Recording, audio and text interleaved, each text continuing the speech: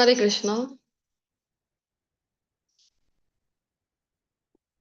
प्रभुजी મને હોસ્ટ બનાવજો। યસ માતાજી, રાઈટ્સ આપે તમને। જી થેન્ક યુ।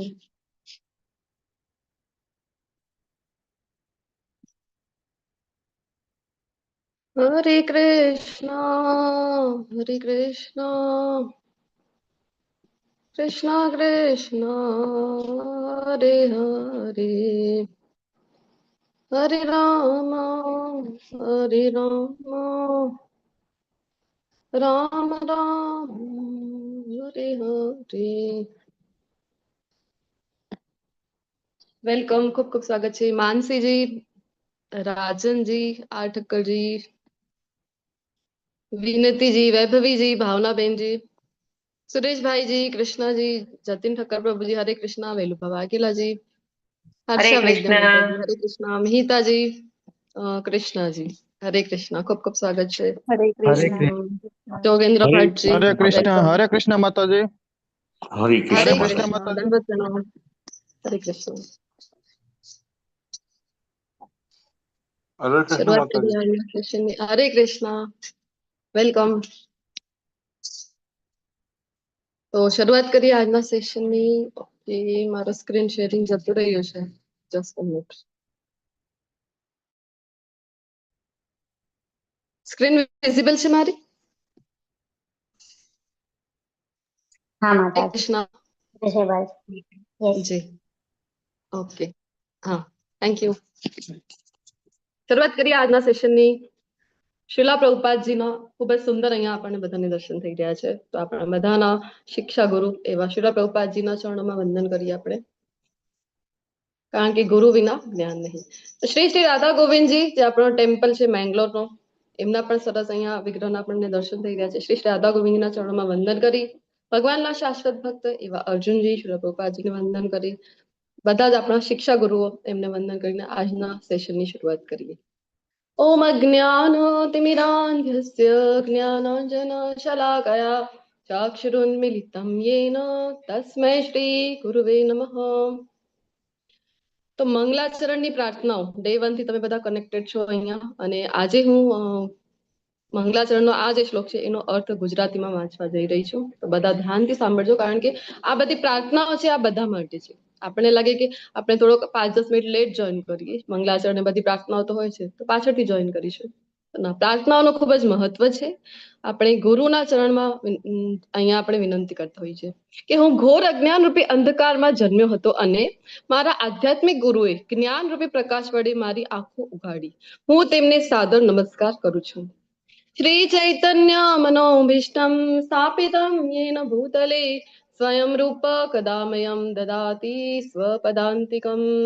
वन्देऽहं श्रीगुरो श्रीयुतपदकमलं श्रीगुरुन् वैष्णवांश्च श्रीरूपं साग्रजातं सगुणरघुनाथान्वितं तं सजीवं साद्वैतं सावधूतं परिजनसहितं श्रीकृष्णचैतन्यदेवं श्री राधा कृष्ण पादान सगण ललिता श्री विशाखान्वितांश। हे कृष्ण करुणा सिंधो दीनबंधो जगतपते गोपेश गोपिका कांत राधा कांत नमोस्तुते।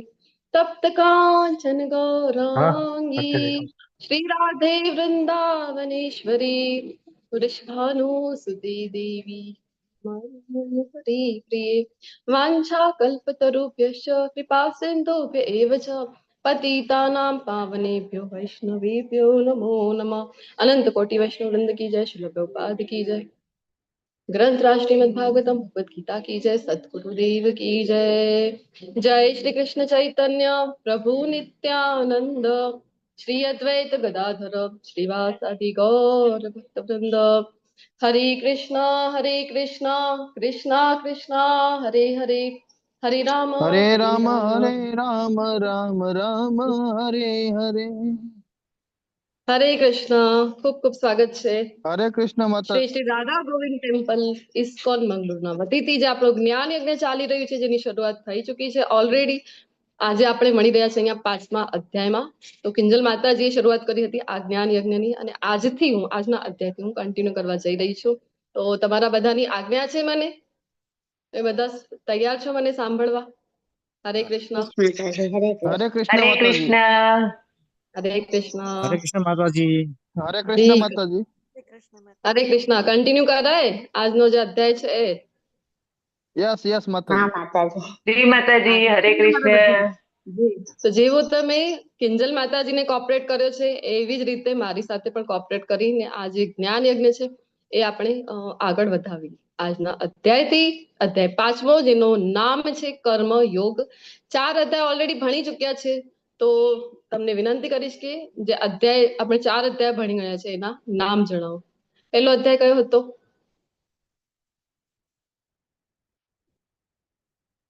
હરે કૃષ્ણ. અધ્યાયના નામ કુરુક્ષેત્રની જણાવો. યુદ્ધભૂમિ પર સૈન્ય નિરીક્ષણ. જી. બીજો અધ્યાય? ગીતાનો સાર. જી. બીજા બધા પાર્ટિસિપન્ટ છો ને ક્લાસમાં? હરે કૃષ્ણ.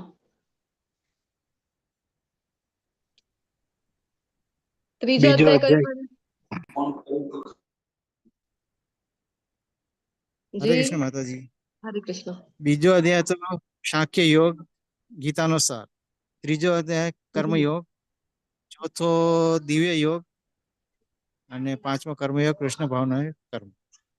ચોથો દિવ્ય જ્ઞાન, જે ગઈકાલે તમે બધા ભણી ગયા છો. ખૂબ જ સુંદર અધ્યાય હતું ગઈકાલનો. અને આજનો અધ્યાય એટલે આ પહેલા અધ્યાયમાં જ ચર્ચા થઈ ચૂકી હતી કે જે ભગવદ ગીતા છે એ કેવી રીતે છે. એ તો કન્ટિન્યુએશનમાં બોલાઈ હતી. ભગવાન શ્રી કૃષ્ણ દ્વારા અર્જુનજીને જે જ્ઞાન આપવામાં આવ્યું હતું એ તો કન્ટિન્યુએશનમાં આપવામાં આવ્યું હતું, પરંતુ આચાર્ય જ્યારે આવે છે ત્યારે આપણે સમજી શકાય ઇઝીલી એટલા માટે એના વિભાગો કર્યા છે, એની જે ચેપ્ટર વાઇઝ ડિવાઈડ કર્યા છે, તેનાથી આપણે એને અને નામો આચાર્યોએ આપેલા છે. એટલા માટે ઘણી વખત આપણે થાય કે ઇસ્કોનની ભગવદ ગીતામાં અલગ નામ છે અને બીજી ભગવદ ગીતામાં અલગ નામ છે. તો બે સાચા છે આમ જોવા જઈએ તો. તો ત્રીજા અધ્યાયમાં આપણે કર્મયોગ ભણી ગયા હતા અને આજે ફરીથી કર્મયોગ આવે છે.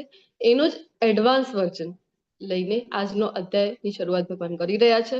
તો ગઈકાલે જે ભગવાને આપણને જણાવ્યું હતું ચોથા અધ્યાયમાં કે જન્મ કર્મ ચ મે દિવ્યમ એવમ યો વેત્તિ તદ્વત ત્યક્ત્વા દેહમ પુનર્જન્મ નૈતિ મામેતિ સોર્જુન. કે જે કોઈ જાણી લે શું કે મારું જન્મ અને કર્મ એ દિવ્ય છે તો શું થાય છે, તો એ વ્યક્તિનો પણ જે આપણે કહેવાય કે ફરીથી પુનર્જન્મ એનું થતું નથી. ગઈકાલના અધ્યાયમાં તમે બધા ભણી ગયા છો. તો પુનર્જન્મ નથી થતો તો પછી જાય છે ક્યાં? ક્યાં જાય છે એ વ્યક્તિ? પુનર્જન્મ ન થાય તો ક્યાં જાય? હરે કૃષ્ણ. આ ભૌતિક ચલો બોલો. જગતમાં જન્મ મૃત્યુના ચક્કરમાં ફર્યા કરે. ક્યાં જાય છે બોલો?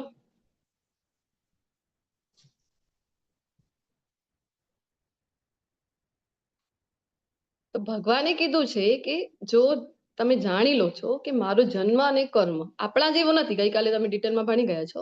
આપણને તો અહીંયા ફોર્સફુલી માયાદેવી દ્વારા મૂકવામાં આવે છે જે તે યોનિમાં. જેવા આપણા બે વસ્તુ છે જે આપણો જન્મ નેક્સ્ટ જન્મ છે એ નક્કી કરે છે. એક તો આખા જન્મ દરમિયાન જે કર્મો કર્યા હતા, બીજો મૃત્યુ સમયે કયા ભાવમાં શરીરનો ત્યાગ કર્યો હતો. તો આપણને તો ફોર્સફુલી મોકલવામાં આવે છે, પરંતુ ભગવાનનું એવું હોતું નથી. ભગવાન જ્યારે આવે છે સંભવામી આત્મ માયયા, ગઈકાલે આપણે ભણી ગયા છીએ. તો પછી જાય છે કે આપણને પ્રશ્ન પડે ને એ વ્યક્તિનો પુનર્જન્મ ન થાય તો એ જ સમજવા માટે અહીંયા આપણી સમક્ષ ગોલોક ચાર્ટ છે એ આપણે જોવાનો પ્રયત્ન કરીએ. તો તમને બધાને યાત્રા ઉપર લઈ જઈ રહી છું. યાત્રા અહીંયા પૃથ્વી ઉપર નથી, એની ઉપર અંતરિક્ષમાં ત્યાં પણ નથી, એની ઉપર વૈકુંઠ લોક છે ત્યાં પણ નહીં, અને છેક જે આપણો અલ્ટિમેટ એડ્રેસ છે એટલે કે ગોલોક વૃંદાવન ધામ, બધા જ જીવાત્માઓનો ત્યાંની યાત્રા માટે હવે આપણે નીકળી રહ્યા છીએ. તો બધા તૈયાર છો સમજવા માટે? હરે કૃષ્ણ. હા માતાજી. જી. તો શરૂઆત કરીશું આપણે. ગોલોક ચાર્ટ તમને બધાને વિઝિબલ છે ને મારી સ્ક્રીન? હા વિઝિબલ. શાસ્ત્રોમાં જે જી હરે કૃષ્ણ, ધન્યવાદ. જે મુજબ વર્ણન આપેલું છે શાસ્ત્રોમાં, ઘણા બધા અહીંયા રેફરન્સીસ આપેલા છે, આપણે જોઈશું. એના આધારે જે ભક્તો છે એમણે આ ડિઝાઇન કરેલું છે ચાર્ટ, એને ગોલોક ચાર્ટ કહેવામાં આવે છે.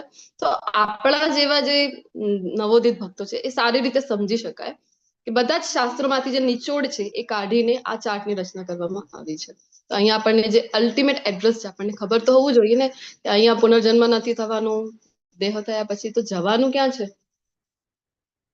તો અહીંયા બધાને આ જે પિંક કલરમાં દેખાઈ રહ્યું છે આ છે સહસ્ત્રદલ રૂપી જે કમલના શેપમાં જે આપણને બધાને દેખાઈ રહ્યું છે આ છે ભગવાનનું જે ધામ છે એ, એટલે કે ગોલોક વૃંદાવન ધામ, ભગવાનનું જે નિજ ધામ છે એ.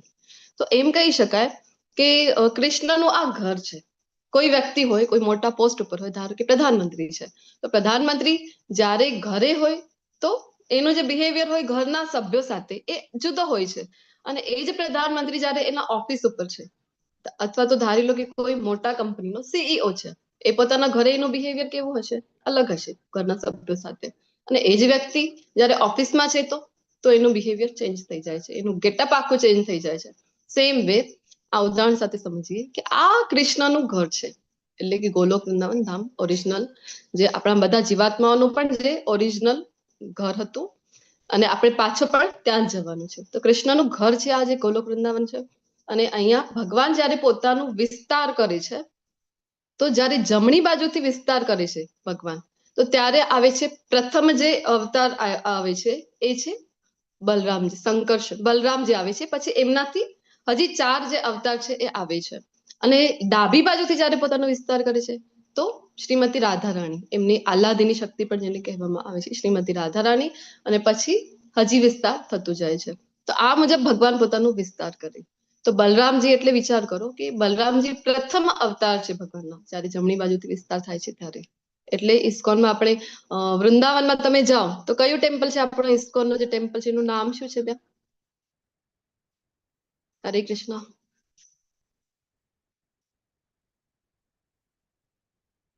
હરે કૃષ્ણ. વૃંદાવનનું જે આપણું ઇસ્કોનનું ટેમ્પલ છે એનું નામ શું છે?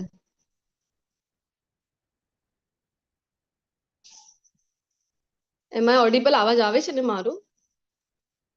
કૃષ્ણ બલરામ. હા, કૃષ્ણ બલરામ ટેમ્પલ જે આપણું ઇસ્કોનનો ટેમ્પલ છે. શું કામ? કારણ કે ભગવાનનો પહેલો અવતાર છે બલરામજી. તો બલરામજીથી પછી 4 જે છે એના હજી એક્સપાન્શન થાય છે. કયા કયા? સંકર્ષણ, વાસુદેવ, પ્રદ્યુમ્ન અને અનિરુદ્ધ. અને આ જે 4 વિસ્તાર થયા છે શ્રીમદ ભાગવતમમાં પ્રથમ સ્કંદ અને 3જા અધ્યાયમાં આપણને આ વિસ્તારો છે, ભગવાનના જેટલા પણ અવતારો છે એના વિશેનું ડિટેલમાં જે છે જ્ઞાન આપણને ત્યાંથી મળે છે. તો જે સંકર્ષણ છે, પ્રથમ સંકર્ષણ, વાસુદેવ, પ્રદ્યુમ્ન અને અનિરુદ્ધ. તો સંકર્ષણમાંથી હજી એ જ 4 રિપીટ થાય છે, ફરીથી એ 4 અવતાર થાય છે. અહીંયા જો 4 બાજુમાં લખેલા છે, જો તમને અહીંયા મોબાઈલથી શેરિંગ કરેલું છે એટલે એટલું વિઝિબલ નહીં હોય, 4 દિશામાં તમને જોવા મળી શકે છે. અહીંયા 4 દિશામાં છે. અને પછી જે સંકર્ષણથી ફરીથી એ જ સંકર્ષણ, વાસુદેવ, પ્રદ્યુમ્ન અને અનિરુદ્ધ. તો હવે જે બીજા સંકર્ષણ છે એમનાથી જ્યારે ભગવાન હજી પોતાનો વિસ્તાર કરે ને, તો પછી વિષ્ણુ સ્વરૂપમાં ભગવાન પોતાનો વિસ્તાર કરે છે આગળ. તો અહીંયાથી નીચે આપણે જઈએ થોડોક તો આપણને જોવા મળે છે કે અહીંયા ભગવાનની અલગ અલગ અહીંયા નગરીઓ જોવા મળી રહી છે. અયોધ્યા નગરી છે, પછી મથુરા નગરી છે. પહેલા મથુરા છે, અયોધ્યા છે, જો અહીંયા જોવા મળે છે મથુરા, જગન્નાથપુરી, દ્વારિકા, અયોધ્યા. આપણને લાગે આ બધા નગરી તો અહીંયા જ છે પૃથ્વીલોક ઉપર, અને આ તો તમે કહો છો કે ભગવાનના ધામમાં, નિત્ય ધામમાં પણ છે. તો હા, તો 15મા અધ્યાયમાં ભગવાન જણાવે છે ને કે આ ભૌતિક જગત શું છે, વાસ્તવમાં રિપ્લિકા છે. જે આધ્યાત્મિક જગત છે એનું પરાવર્તન છે અહીંયા ભૌતિક જગતમાં. તો ભૌતિક જગતમાં આપણે કેવી રીતે ઈચ્છા કરીશું કે આપણે તો ભગવાનના ધામમાં જવું છે? તો ભગવાન અહીંયા જે પોતાના ધામ છે એ નિત્ય ધામની રિપ્લિકા અહીંયા બનાવીને અહીંયા મોકલે છે. તો જે એ સ્થાનો પર જઈએ આપણે, જ્યારે પણ તમે બધા પણ ગયા હશો તો તમને ખ્યાલ હશે. અયોધ્યા નગરી થઈ, જગન્નાથપુરી ક્ષેત્ર થયું, મથુરા નગરી થઈ, દ્વારિકા થયું, શ્રીધામ વૃંદાવન થયું. ત્યાં આપણે જઈએ તો એક અલગ જ આપણને છે કે વાઇબ્રેશન એ સ્થાનના મળે છે, અને ભક્તિમાં હજી ઉન્નતિ કરવા માટે આપણને હજી પ્રેરણા મળી છે. તો શું કામ? તો ભગવાન અહીંયા આવીને એ ભૂતલ ઉપર પોતાની લીલાઓ કરી જાય છે, જેના કારણે આપણે ભગવાન સાથે જે આપણો ભૂલી ગયેલો સંબંધ છે એ ફરીથી આપણે રિકનેક્ટ કરીએ અને ઈચ્છા જાગૃત કરીએ કે ના, મારે પણ ભગવાનના નિત્યધામમાં જવું છે. તો અહીંયા ફરી નીચે જઈએ તો અહીંયા આપણને હવે બ્લુ કલરમાં અસંખ્ય એવા યલો યલો દેખાઈ રહ્યા છે કમળ. તો આ બધા શું છે? જેટલા પણ યલો યલો છે ને એ બધા જ વૈકુંઠ લોકો છે. એવું નથી કે વૈકુંઠ એટલે એક જ લોક છે ભગવાનનો. અસંખ્ય વૈકુંઠ છે ભગવાનના. તો અહીંયા ભગવાન છે, આપણે વાત કરીને કે કોઈ પ્રધાનમંત્રી હોય, ઘરે અલગ હોય એનું બિહેવિયર. એ કોઈ દેશના પ્રધાનમંત્રીનું આપણે શ્રીમદ ભાગવતમાં ધર્મેશ્વર કૃષ્ણ પ્રભુજી ઉદાહરણ દેતા હોય છે. એ દેશનું નામ ભૂલાઈ ગયું છે મારાથી, પણ એ પ્રધાનમંત્રી માટે બધા વેટિંગમાં હોય છે બહાર, કે એક ઇમ્પોર્ટન્ટ મીટિંગ માટે. તો પ્રધાનમંત્રી આવતા જ નથી, કેટલી વાર સુધી વેઇટ કરે છે તો પણ પ્રધાનમંત્રી આવતા જ નથી. પછી કોઈ છે કે કી હોલ હોય ને દરવાજાનો, એમાંથી જોઈ છે કે આ આટલી વાર કેમ લાગે છે, આ પ્રધાનમંત્રી આવતો કેમ નથી. તો જોઈ છે તો શું કરી રહ્યા હતા ત્યાં પ્રધાનમંત્રી? તો પોતાનું જે પૌત્ર હતું એને પોતાના ખભા ઉપર ચઢાવીને ઘોડો ઘોડો એની સાથે રમી રહ્યા. તો આવું હોય છે કે આટલા મોટા દેશનો પ્રધાનમંત્રી છે, પરંતુ જયારે ઘરે છે તો પોતાના પૌત્ર માટે ઘોડો બની ગયો છે. તો સેમ વે જયારે ભગવાન ઘરમાં છે, ઘરમાં એટલે કે આ ગોલોક વૃંદાવન ધામમાં ઘરમાં છે તો પછી કોઈના બાળક બની જાય છે, કોઈના સખા બની જાય છે, અને બધા સાથે એમની લીલાઓ છે એ અલગ અલગ હોય છે. કોઈના મિત્ર બની રહ્યા છે, અહીંયા બધા સાથે અલગ અલગ લીલાઓ, કોઈની સાથે રમી રહ્યા છે, કોઈના હાથથી જમી રહ્યા છે. અને યશોદા મૈયા છે તો દંડી લઈને એમની પાછળ પણ દોટ મૂકે છે, તો ત્યારે ગભરાઈ પણ રહ્યા છે. આ બધી અલગ અલગ લીલાઓ ત્યાં ભગવાનના ધામમાં નિત્ય થતી હોય છે, કારણ કે ઘર છે આ ભગવાનનું. અને અહીંયા જે કંઈ પણ લીલા કરીને એ તો માત્ર આપણે એમ કરી શકાય કે એક ઝાંખી જ હતી. તો ભગવાનના ધામમાં તો નિત્ય એવી લીલાઓ ભગવાનની ચાલ્યા કરે છે. તો અહીંયા હવે આ છે ભગવાનનો ઓફિસ. ઓફિસમાં ભગવાન કેવા છે? એક ગેટઅપ છે ભગવાનનો અહીંયા. તો ભગવાન અહીંયા પોતાના સૂટ બૂટમાં છે, કે વૈજંતી માલા ધારણ કરેલી છે, કૌસ્તુભ મણિ ધારણ કરેલું છે. અને અહીંયા ભગવાન સાથે એક જ સંબંધ છે બધાનો. કયું છે? દાસ્ય ભાવ. બધા ભગવાનની સમક્ષ આમ હાથ જોડીને છે, કારણ કે ઐશ્વર્યથી પરિપૂર્ણ છે. આ જે વૈકુંઠમાં ભગવાનનું સ્વરૂપ છે એ કેવું છે? ભગવાન અહીંયા પોતાનું વિષ્ણુ સ્વરૂપમાં છે, અને રાધા રાણી પોતાનું જયારે ફર્ધર એક્સપાન્શન કરે છે તો એ લક્ષ્મી સ્વરૂપમાં રાધા રાણી છે. તો અહીંયા ઐશ્વર્ય સ્વરૂપમાં છે ભગવાન. તો બધાનો ભગવાન સાથે એક જ સંબંધ છે. આટલો ઐશ્વર્યમાં માત્ર દાસ્ય ભાવથી જ ભગવાનને પૂજી શકાય છે. તો શું કામ ભગવાનના ભક્તો છે એ વૈકુંઠની પણ ઈચ્છા કરતા નથી? કારણ કે એમને ભગવાન સાથે એ ઈચ્છે છે કે ભગવાન મારી સાથે મારો સખા બનીને રહે, અથવા તો ભગવાન છે એ મારો પુત્ર બનીને રહે, અથવા તો પ્રિયતમ બનીને રહે. તો આવું ક્યારે પોસિબલ છે? જ્યારે આપણે ભગવાનના ઘરમાં છીએ ત્યારે જ પોસિબલ છે કે અલગ અલગ રિલેશન. 5 મુખ્ય રસ હોય છે ને. પહેલું હોય છે કે શાંત રસ. શાંત રસમાં ભગવાનને ભજી શકાય. પછી હોય છે કે દાસ્ય રસ.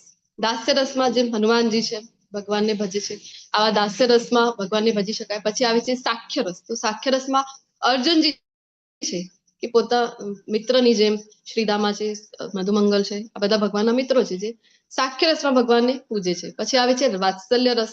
વાત્સલ્ય રસમાં માતા યશોદા છે, નંદ બાબા છે, દેવકીજી, વસુદેવજી, આ બધા જે બધા ગોપીઓ છે વ્રજની, એ પણ ભગવાનને પુત્રની જેમ વાત્સલ્ય રસમાં ભજે છે. અને પછી આવે છે માધુર્ય રસ.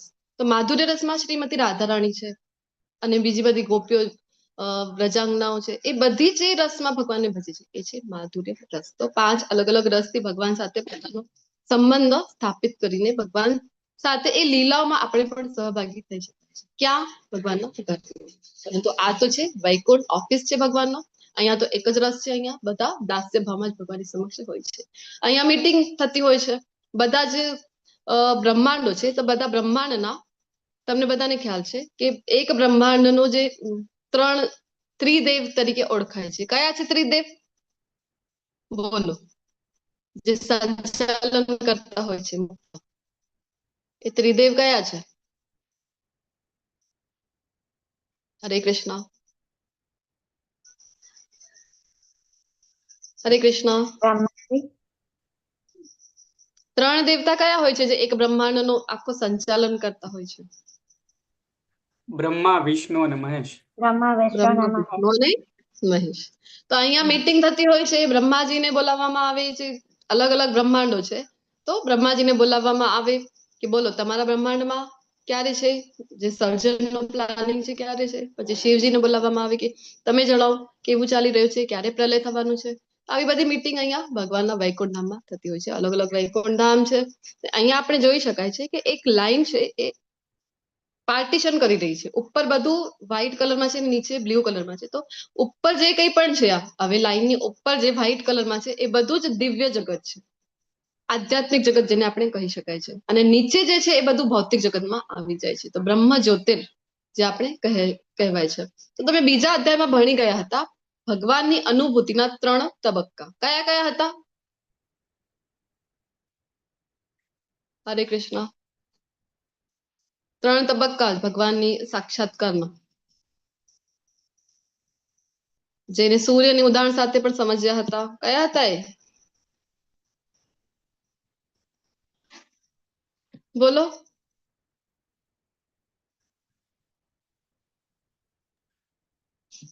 પહેલું કયું હતું? બ્રહ્મ. તો બ્રહ્મમાં આપણે જોયું કે બ્રહ્મ એટલે વાસ્તવ બીજું કાંઈ નથી ને ભગવાનના દિવ્ય અંગથી આવતું પ્રકાશ છે. તો બ્રહ્મ તો આપણે જોયું તો આંશિક અનુભૂતિ છે ભગવાનની જાણવાની.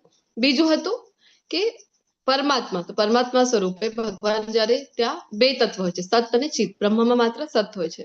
તો અને ત્રીજો જે હતો તો ભગવાન પૂર્ણ પુરુષોત્તમ કૃષ્ણ. તો ત્યાં સત, ચિત અને આનંદ 3 તત્વ આપણને જોવા મળે છે. તો બ્રહ્મ જે હતું પહેલું તત્વ, તો એ બ્રહ્મ એટલે કે પ્રકાશ. આપણે કહીએ ને કે પ્રકાશમાં ઘણા બધા લોકો પ્રકાશમાં જ માનતા હોય છે અને એની જ આરાધના કરે છે કે બીજું કાંઈ નહીં. ભગવાન એટલે એમના માટે શું છે? તો નિરાકાર અને બસ માત્ર પ્રકાશ છે, એના ઉપર ધ્યાન કેન્દ્રિત કરો. તો આ બ્રહ્મ શું છે? તો આ બ્રહ્મ જ્યોતિર છે, જે ભગવાનના દિવ્યાંગથી આવતી હોય છે, ઝળહળતું પ્રકાશ છે. અને નીચે હવે ભૌતિક જગતની રચના આપણે જોઈએ કેવી રીતે થાય છે ભૌતિક જગતની રચના.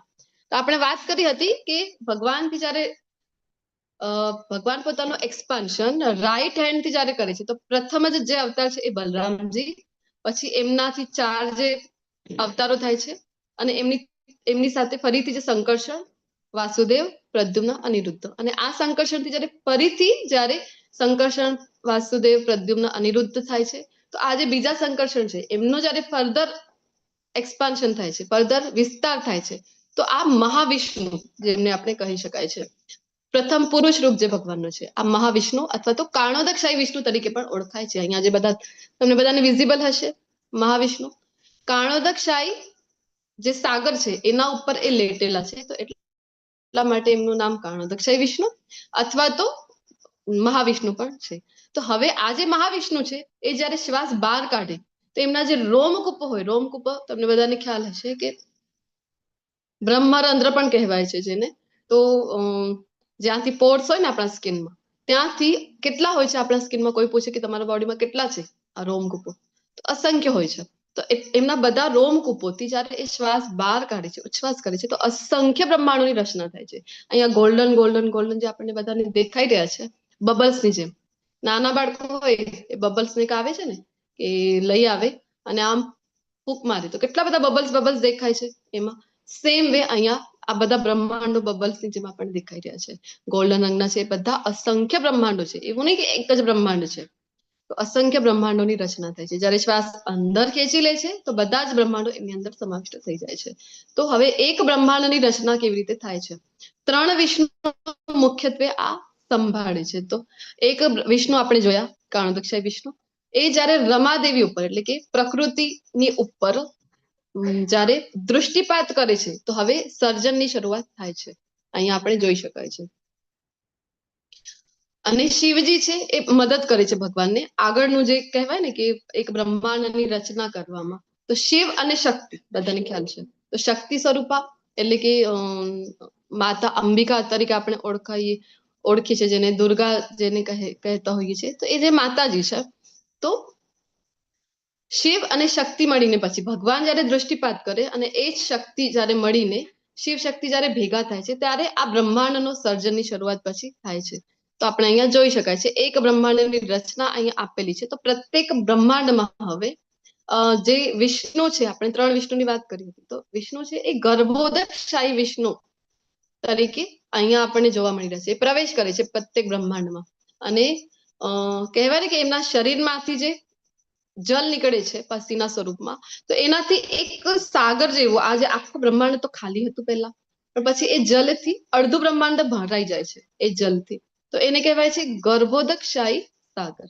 તો ગર્ભોદકશાહી સાગર ઉપર લેટેલા છે, તો એમનું નામ છે ગર્ભોદકશાહી વિષ્ણુ. હવે આ જે વિષ્ણુ છે એમની સેવા અહીંયા માતા લક્ષ્મી આપણને જોવા મળી રહ્યા છે કે કરી રહ્યા છે, ચરણની જે સેવા છે. તો આ વિષ્ણુના નાભી કમળથી કોણ ઉત્પન્ન થાય છે? અહીંયા આપણને જોવા મળી રહ્યા છે ગર્ભોદકશાહી વિષ્ણુના બ્રહ્માજી. બ્રહ્માજી. બ્રહ્માજી. બ્રહ્માજી છે એ નાભી કમળથી પ્રકટ થયા છે, અને બ્રહ્માજી જયારે આવ્યા તો એમને પણ આશ્ચર્ય થયું કે હું ક્યાંથી આવ્યો છું. તો એ પણ એમને નવાઈ લાગી રહી હતી. તો એ શોધવા માટે જે આજે કમળની નાળ છે એમાં એ ડૂબકી લગાવે છે. તો એમને એમને ખબર જ નથી પડતી કે ક્યાંથી શરૂઆત થઈ છે, હું ક્યાંથી આવ્યો છું. પછી એમને જલમાંથી અવાજ આવે છે, તપ તપ, અને એ જયારે તપ કરે છે ત્યારે પછી એમના હૃદયમાં જ્ઞાન છે એ પ્રકટ થાય છે. Just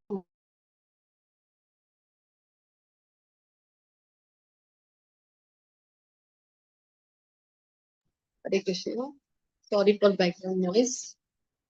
તો ત્યારે એમને અવાજ આવે છે તપ તપ, અને એ એમને પ્રેરણા મળે છે, તપ કરે છે, અને પછી એમના હૃદયમાં જે જ્ઞાન છે એ પ્રકટ થાય છે ભગવાન કૃષ્ણની કૃપાથી. તો આપણે શ્રીમદ ભાગવતમ ની વાંચવાની શરૂઆત કરીએ તો પ્રથમ સ્કંદ, પ્રથમ અધ્યાય અને શ્લોક નંબર 1 એમાં જ આપણને જાણવા મળે છે. તેને બ્રહ્મ હૃદય આદિ કવયે મોહયંતિ યત સૂરયા. તો બ્રહ્માજીના હૃદયમાં જ્ઞાન કોણ પ્રકટ કરે છે? તો ભગવાન કૃષ્ણ છે એ જ્ઞાન પ્રકટ કરે છે. અને પછી એમને જ્ઞાન થાય છે કે હું શું કામ મારું સર્જન થયું છે અને મારે કરવાનું શું છે. પછી એ સૃષ્ટિની રચના કરે છે. તો 14 લોકની રચના કરે બ્રહ્માજી. 14 લોક છે આ કમળની જે નાળ છે એમાં સમાવિષ્ટ છે, અહીંયા આપણને જોવા મળી રહ્યા છે. હવે હું થોડોક ઝૂમ કરું છું, પર આઈ થિંક વાંચી તો નહીં શકાય. તમારી સાથે આ છે ને શેર કરવામાં આવશે તમારા ગ્રુપમાં, ત્યાં તમે વાંચી શકો છો. તો આપણે જ્યાં છીએ એ છે પૃથ્વી, ધરાતલ ઉપર. તો પૃથ્વી અને એની ઉપર આપણે જોઈએ તો અલગ અલગ લોકો આપણને જોવા મળે છે.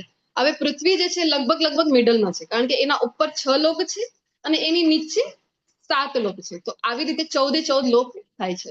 તો ઉપરથી શરૂઆત કરીએ તો આપણને જોવા મળે છે કે અહીંયા સૌથી ઉપર જે લોક છે ને એ છે સત્યલોક, અથવા તો બ્રહ્મલોક પણ કહેવાય છે. બ્રહ્માજીનો પોતાનો એ લોક છે. પછી એની નીચે આપણને જોવા મળે છે કે તપોલોક છે, જનલોક છે, મહરલોક છે, મહર્ષિઓનો. પછી સ્વર્ગ આવે છે. આપણને બધાને તો ખૂબ શોખ હોય છે ને સ્વર્ગમાં જવાનું, કારણ કે કાંઈ પણ કરી તો પુણ્ય કરી લો, શું કામ? તો સ્વર્ગમાં સ્થાન મળશે. તો સ્વર્ગ જે છે કાંઈ વધારે દૂર નથી પૃથ્વીથી. 2 લોક આપણે પાર કરીએ ને તો સ્વર્ગલોક આવી જાય છે.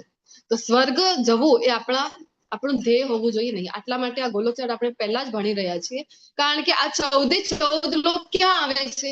એક બ્રહ્માંડમાં જ આ 14 લોક છે એ આવે છે. તો આપણે તો આ બ્રહ્માંડમાં રહેવાનું જ નથી. શું કામ નથી રહેવાનું? કારણ કે ભગવાન છે 8મા અધ્યાયમાં કહે છે અર્જુનજીને, શું કહે છે? આ બ્રહ્મ ભુવના લોકા પુનરાવર્તિનો અર્જુન. કે આ જે બ્રહ્માંડ છે ને અર્જુન, એમાં પુનરાવર્તન તો નિશ્ચિત જ છે. ભલે ને તો બ્રહ્માજીની પદવી મળી જાય. બ્રહ્માજીની એક પદવી છે, તમને બધાને ખ્યાલ હશે. બ્રહ્માજીનો પદ આપણને પણ પ્રાપ્ત કરી શકાય છે. ઘણા બધા તપસ્યાઓ કરી હોય, ઘણા બધા પુણ્ય કર્મો કર્યા હોય તો બ્રહ્માજીનો પદ આપણે પણ પ્રાપ્ત કરી શકાય છે. તો ભલે ને બ્રહ્માજીનો પણ પ્રાપ્ત થઈ ગયો પદ, ફાયદો શું છે? આ ભૌતિક બ્રહ્માંડમાં જે કંઈ પણ છે એ નશ્વર છે, નાશ પામે છે. તો કીડીથી લઈને ભગવાન કહે છે 8મા અધ્યાયમાં તો બ્રહ્માજી સુધી બધા જ જે કંઈ પણ છે, જે કંઈ પણ જીવનો અંશ છે એ નાશ જ પામવાનો છે. તો શું કામ આવા બ્રહ્માંડમાં રહેવાની કામના કરવી? શું કામ આવા સ્વર્ગમાં? હા, પૃથ્વી કરતા ત્યાં છે ભોગો ભોગવવાની સુવિધા વધારે છે. Just a moment.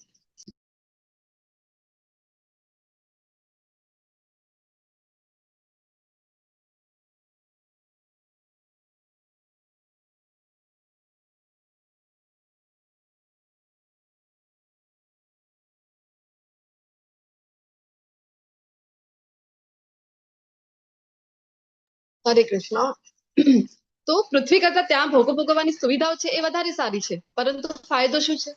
ફરીથી જન્મ મૃત્યુ જરા વ્યાધિ, જન્મ મૃત્યુ જરા વ્યાધિ, આ ચક્રમાં તો આપણે ફસાવાના જ છીએ.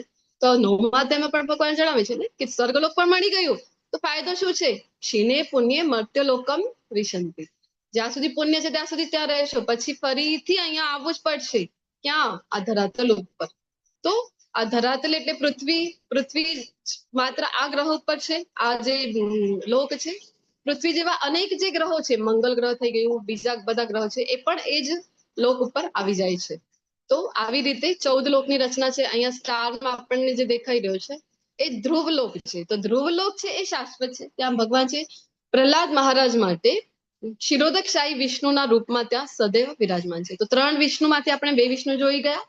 એક મહાવિષ્ણુ બીજા આ ગર્ભોદકશાહી વિષ્ણુ અને ત્રીજા છે ક્ષીરોદકશાહી વિષ્ણુ, જે પ્રત્યેક જીવાત્મા હવે 14 લોકમાં 84 લાખ યોનિઓને છે કે સેટ કરવામાં આવે છે એમના કર્મો મુજબ. તો 84 લાખ યોનિઓના હૃદયમાં ભગવાન છે એ પરમાત્મા સ્વરૂપે જે વિરાજમાન છે. આપણે કહીએ ને કે કણ કણમાં પરમાત્મા છે, તો એ કણ કણમાં કયા પરમાત્મા છે? તો ક્ષીરોદકશાહી વિષ્ણુના રૂપમાં ત્યાં પરમાત્મા વિરાજમાન છે. તો એ થઈ ગયા ત્રીજા વિષ્ણુ. તો શાસ્ત્રો કહે છે કે આ 3 વિષ્ણુને જો આપણે જાણી લઈએ, સમજી લઈએ, તો ફરીથી પુનર્જન્મ આપણું થતું નથી. તો હવે આપણને લાગે કે આ બધું છે, આ ક્યાંથી આવ્યું? આટલું બધું તમે કહી રહ્યા છો, આ કંઈક નવું જ તમે તો શોધીને લઈ આવ્યા છો. ક્યાંથી લઈ આવ્યા છો આ બધું? તો આપણને અહીંયા રેફરન્સ મળે છે, ઘણા બધા રેફરન્સીસ આપેલા છે. બૃહન ભાગવતમ છે, ચૈતન્ય ચરિતામૃત છે. તો અને બ્રહ્મ સંહિતામાં તો ભરી ભરીને ભગવાનના ધામનો છે એ ઉલ્લેખ આપણને જોવા મળે છે. જો અહીંયા બ્રહ્મ સંહિતાનો એક શ્લોક અહીંયા લીધેલું છે.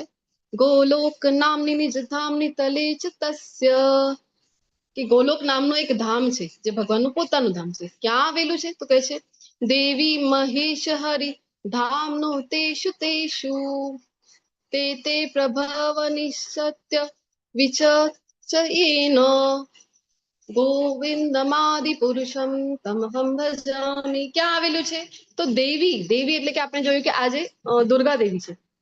દુર્ગા દેવી, કારણ કે આ જે ભૌતિક જગત છે ને આપણું એક દુર્ગની સમાન છે, કિલ્લાની સમાન છે. તો એની રક્ષા કરે છે એટલે દુર્ગા દેવી નામ એમનું પડ્યું છે. તો આ દેવીના ધામની ઉપર છે, પછી મહેશ એટલે કે શિવજીના ધામની ઉપર, અને હરિ એટલે કે આ વૈકુંઠ ધામની પણ ઉપર આવેલું છે આજે ભગવાનનું ધામ છે એ. પછી આપણે બધાએ સાંભળેલું છે કે 7 જે મહાદ્વીપ છે અને 7 મહાસાગર છે, તો એ પણ અહીંયા આપણને જોવા મળી રહ્યા છે. અને એની વચમાં એક ગોલ્ડન કલરનું મેરુ પર્વત છે. તો મેરુ પર્વત ભગવાનને રિપ્રેઝન્ટ કરે છે. શું કામ? કારણ કે 10મા અધ્યાયમાં ભગવાન કહે છે કે મારી વિભૂતિ છે. તો એટલા માટે આપણે પણ જયારે માળા કરીએ છીએ, તો માળામાં જયારે એક મોટો મણકો આવે ને, સુમેરુ મણકો જેને કહેવાય છે, એ પણ ભગવાનને રિપ્રેઝન્ટ કરે છે. તો આપણે ક્યારે પણ એ મણકાને ક્રોસ કરતા નથી. જયારે પણ આપણે જપ કરતા હોઈએ છીએ, તો જયારે બીજી માળા શરૂ થાય છે ત્યારે આપણે માળાને ફેરવી દઈએ છીએ. શું કામ? કારણ કે આ મેરુ મણકાને આપણે કહેવાય ને કે ક્રોસ કરતા નથી. તો એટલા માટે આ ભગવાનને રિપ્રેઝન્ટ કરે છે. આપણે બધાએ રામાયણ જોયેલી છે લોકડાઉનમાં. ત્યાં જે લવ અને કુશ છે એ કહે છે ને, આ મેરુ પર્વતની બાજુમાં જે પહેલો જ દ્વીપ આવે છે, 7 દ્વીપો છે, પહેલો દ્વીપ એ છે જંબુ દ્વીપ. તો એ જંબુ દ્વીપ ઉપર આપણી પૃથ્વી છે, એમાં આપણો દેશ છે. તો કહે છે ને જંબુ દ્વીપે ભારત ખંડે आर्यावर्ते भारतवर्षे एक नगरी है विख्यात अयोध्या नाम की. તો આવી રીતે આ 7 દ્વીપો છે, તો અને 7 મહાસાગર છે. તો આવું બધું અહીંયા ઘણા બધા રેફરન્સીસ જોવા મળશે. તમને આ શેર કરવામાં આવશે ચાર્ટ. તો શું કામ અહીંયા જોઈ રહ્યા છે? કારણ કે અંતમાં ભગવાન કહે છે ને કે સર્વલોક મહેશ્વરમ. તો ભગવાન કહે છે કે બધા જ લોકોનું હું મહેશ્વર છું, ઈશ્વર છું.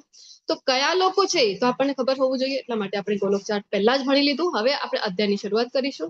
મને 2 મિનિટનો ટાઈમ આપો. થોડોક નોઈઝ છે, હું કઈ જોઉં છું બીજા રૂમથી કનેક્ટ કરવાનો. તો કોણ છે આપણી એડમિન માંથી? કોણ છે આપણી સાથે? હરે કૃષ્ણ. 2 મિનિટ કોઈ હરે કીર્તન લઈ કૃષ્ણ શકશો? માતાજી. હરે કૃષ્ણ. કીર્તન કોઈ લઈ શકશો 2 હા મિનિટ? માતાજી. જી.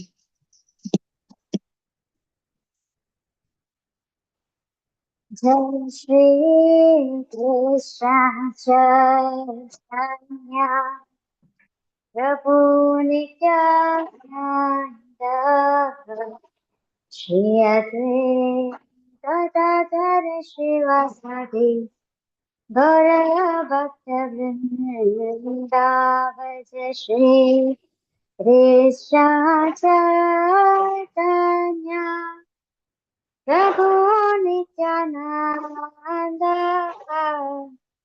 શ્રી અદ્વૈત ગદાધર શ્રીવાસાદિ ગૌર ભક્ત વૃંદા. હરે કૃષ્ણ કૃષ્ણ કૃષ્ણ હરે હરે હરે રામ રામ રામ હરે હરે હરે કૃષ્ણ કૃષ્ણ કૃષ્ણ હરે હરે હરે રામ રામ રામ હરે હરે હરે કૃષ્ણ કૃષ્ણ કૃષ્ણ હરે હરે હરે રામ રામ રામ હરે હરે હરે કૃષ્ણ કૃષ્ણ કૃષ્ણ હરે હરે હરે રામ રામ રામ હરે હરે હરે કૃષ્ણ કૃષ્ણ કૃષ્ણ હરે હરે હરે રામ રામ રામ હરે હરે હરે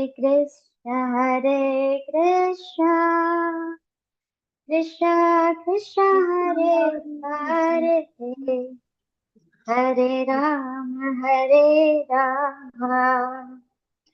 રામ રામ હરે હરે હરે હરે કૃષ્ણ કૃષ્ણ. ધન્યવાદ માનસીજી. ઓકે, તો શરૂઆત કરીએ આજના અધ્યાયની ગોલોક ચાર્ટ ભણવા સમજવાનો પ્રયત્ન કર્યું છે શોર્ટમાં. એના માટે તો 2-2 કલાકના એવા 2-3 સેશનની જરૂરત હોય છે ડિટેલમાં સમજવા માટે. અહીંયા આપણે શોર્ટમાં ભણીએ છીએ, લેવલ 1 નું ક્લાસ છે એટલે. તો શરૂઆત કરીએ આજના અધ્યાયની. અર્જુનજીની મૂંઝવણથી શરૂઆત થાય છે આજના અધ્યાયની. તો અર્જુનજીની મૂંઝવણ થાય છે ફરીથી. તો શરૂઆત કરીશું અધ્યાય 5 અને શ્લોક નંબર 1 ની સાથે. સંન્યાસ અર્જુન ઉવાચ સંન્યાસમ કર્મણા કૃષ્ણ પુનર્યોગમ ચ શંસસि યચ્છ્રેય એતયોરેકમ તન્મે બ્રૂહિ સુનિશ્ચિતમ. તો અર્જુનજી જ્યારે પણ ભગવાન પાસે માંગે છે ત્યારે શું માંગે છે? શ્રેય. તો હવે શ્રેય અને પ્રેય બીજા અધ્યાયમાં ભણી ગયા છો તો ફટાફટ ચલો મને જણાવો કે બંનેમાં અંતર શું છે, શ્રેય અને પ્રેય. હરે કૃષ્ણ.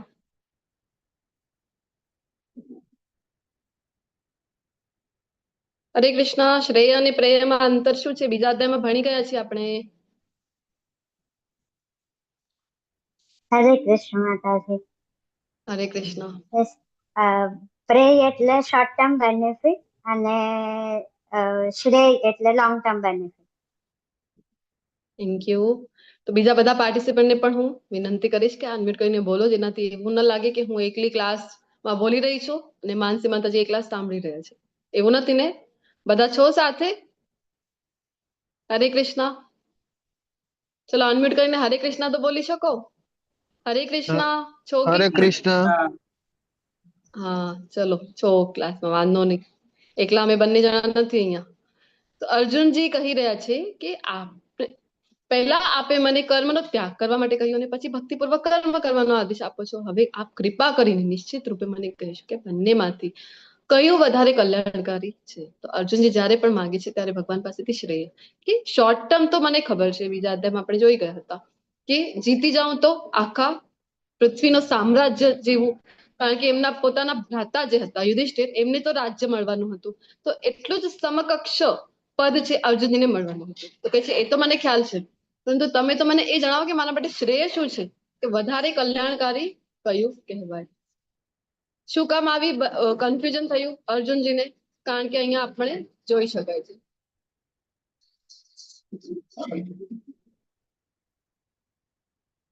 તો બીજા અધ્યાયના શ્લોક 11 થી 30 માં કૃષ્ણ દ્વારા વર્ણવવામાં આવ્યું હતું આત્માનું જ્ઞાન. આપણે શરીર નથી, આત્મા છે. અર્જુનજીને તો આમે યુદ્ધ લડવું નહોતું. તો ચલો સારું થઈ ગયું, શરીર નથી આત્મા છે, આત્માને તો કોઈ કર્મ લાગે જ નહીં, તો યુદ્ધ તો કરવું જ નથી. પછી ભગવાને કીધું કે પણ નિયત ફરજ તો બજાવવી જ પડી છે. બીજા જ અધ્યાયથી ભગવાન આપણને વારંવાર એ સમજાવી રહ્યા છે કે કર્મનો ત્યાગ કરવાનું નથી, જે કઈ નિયત ફરજ છે એ તો કરવું જ પડે. તો પછી અને ફરીથી આગળ કીધું હતું કે ફળદાયી પ્રવૃત્તિઓ જે છે સકામ કર્મ, તો એના લીધે આત્મા છે ફસાઈ જાય છે. તો અર્જુનજીને થયું કે તો પછી ફસાઈ જાય તો શું કામ આવા કર્મો કરવા? પછી ભગવાને કીધું હતું કે ભક્તિમય સેવા જો આપણે કરીએ તો આ જે ઉપાધિ છે એમાંથી આપણે છૂટી શકાય છે. નેહા વિક્રમ નાશોસ્તિ પ્રત્યવાયો ન વિદ્યતે સ્વ અલ્પમપ્યસ ધર્મસ્ય ત્રાયતે મહતો ભયાત.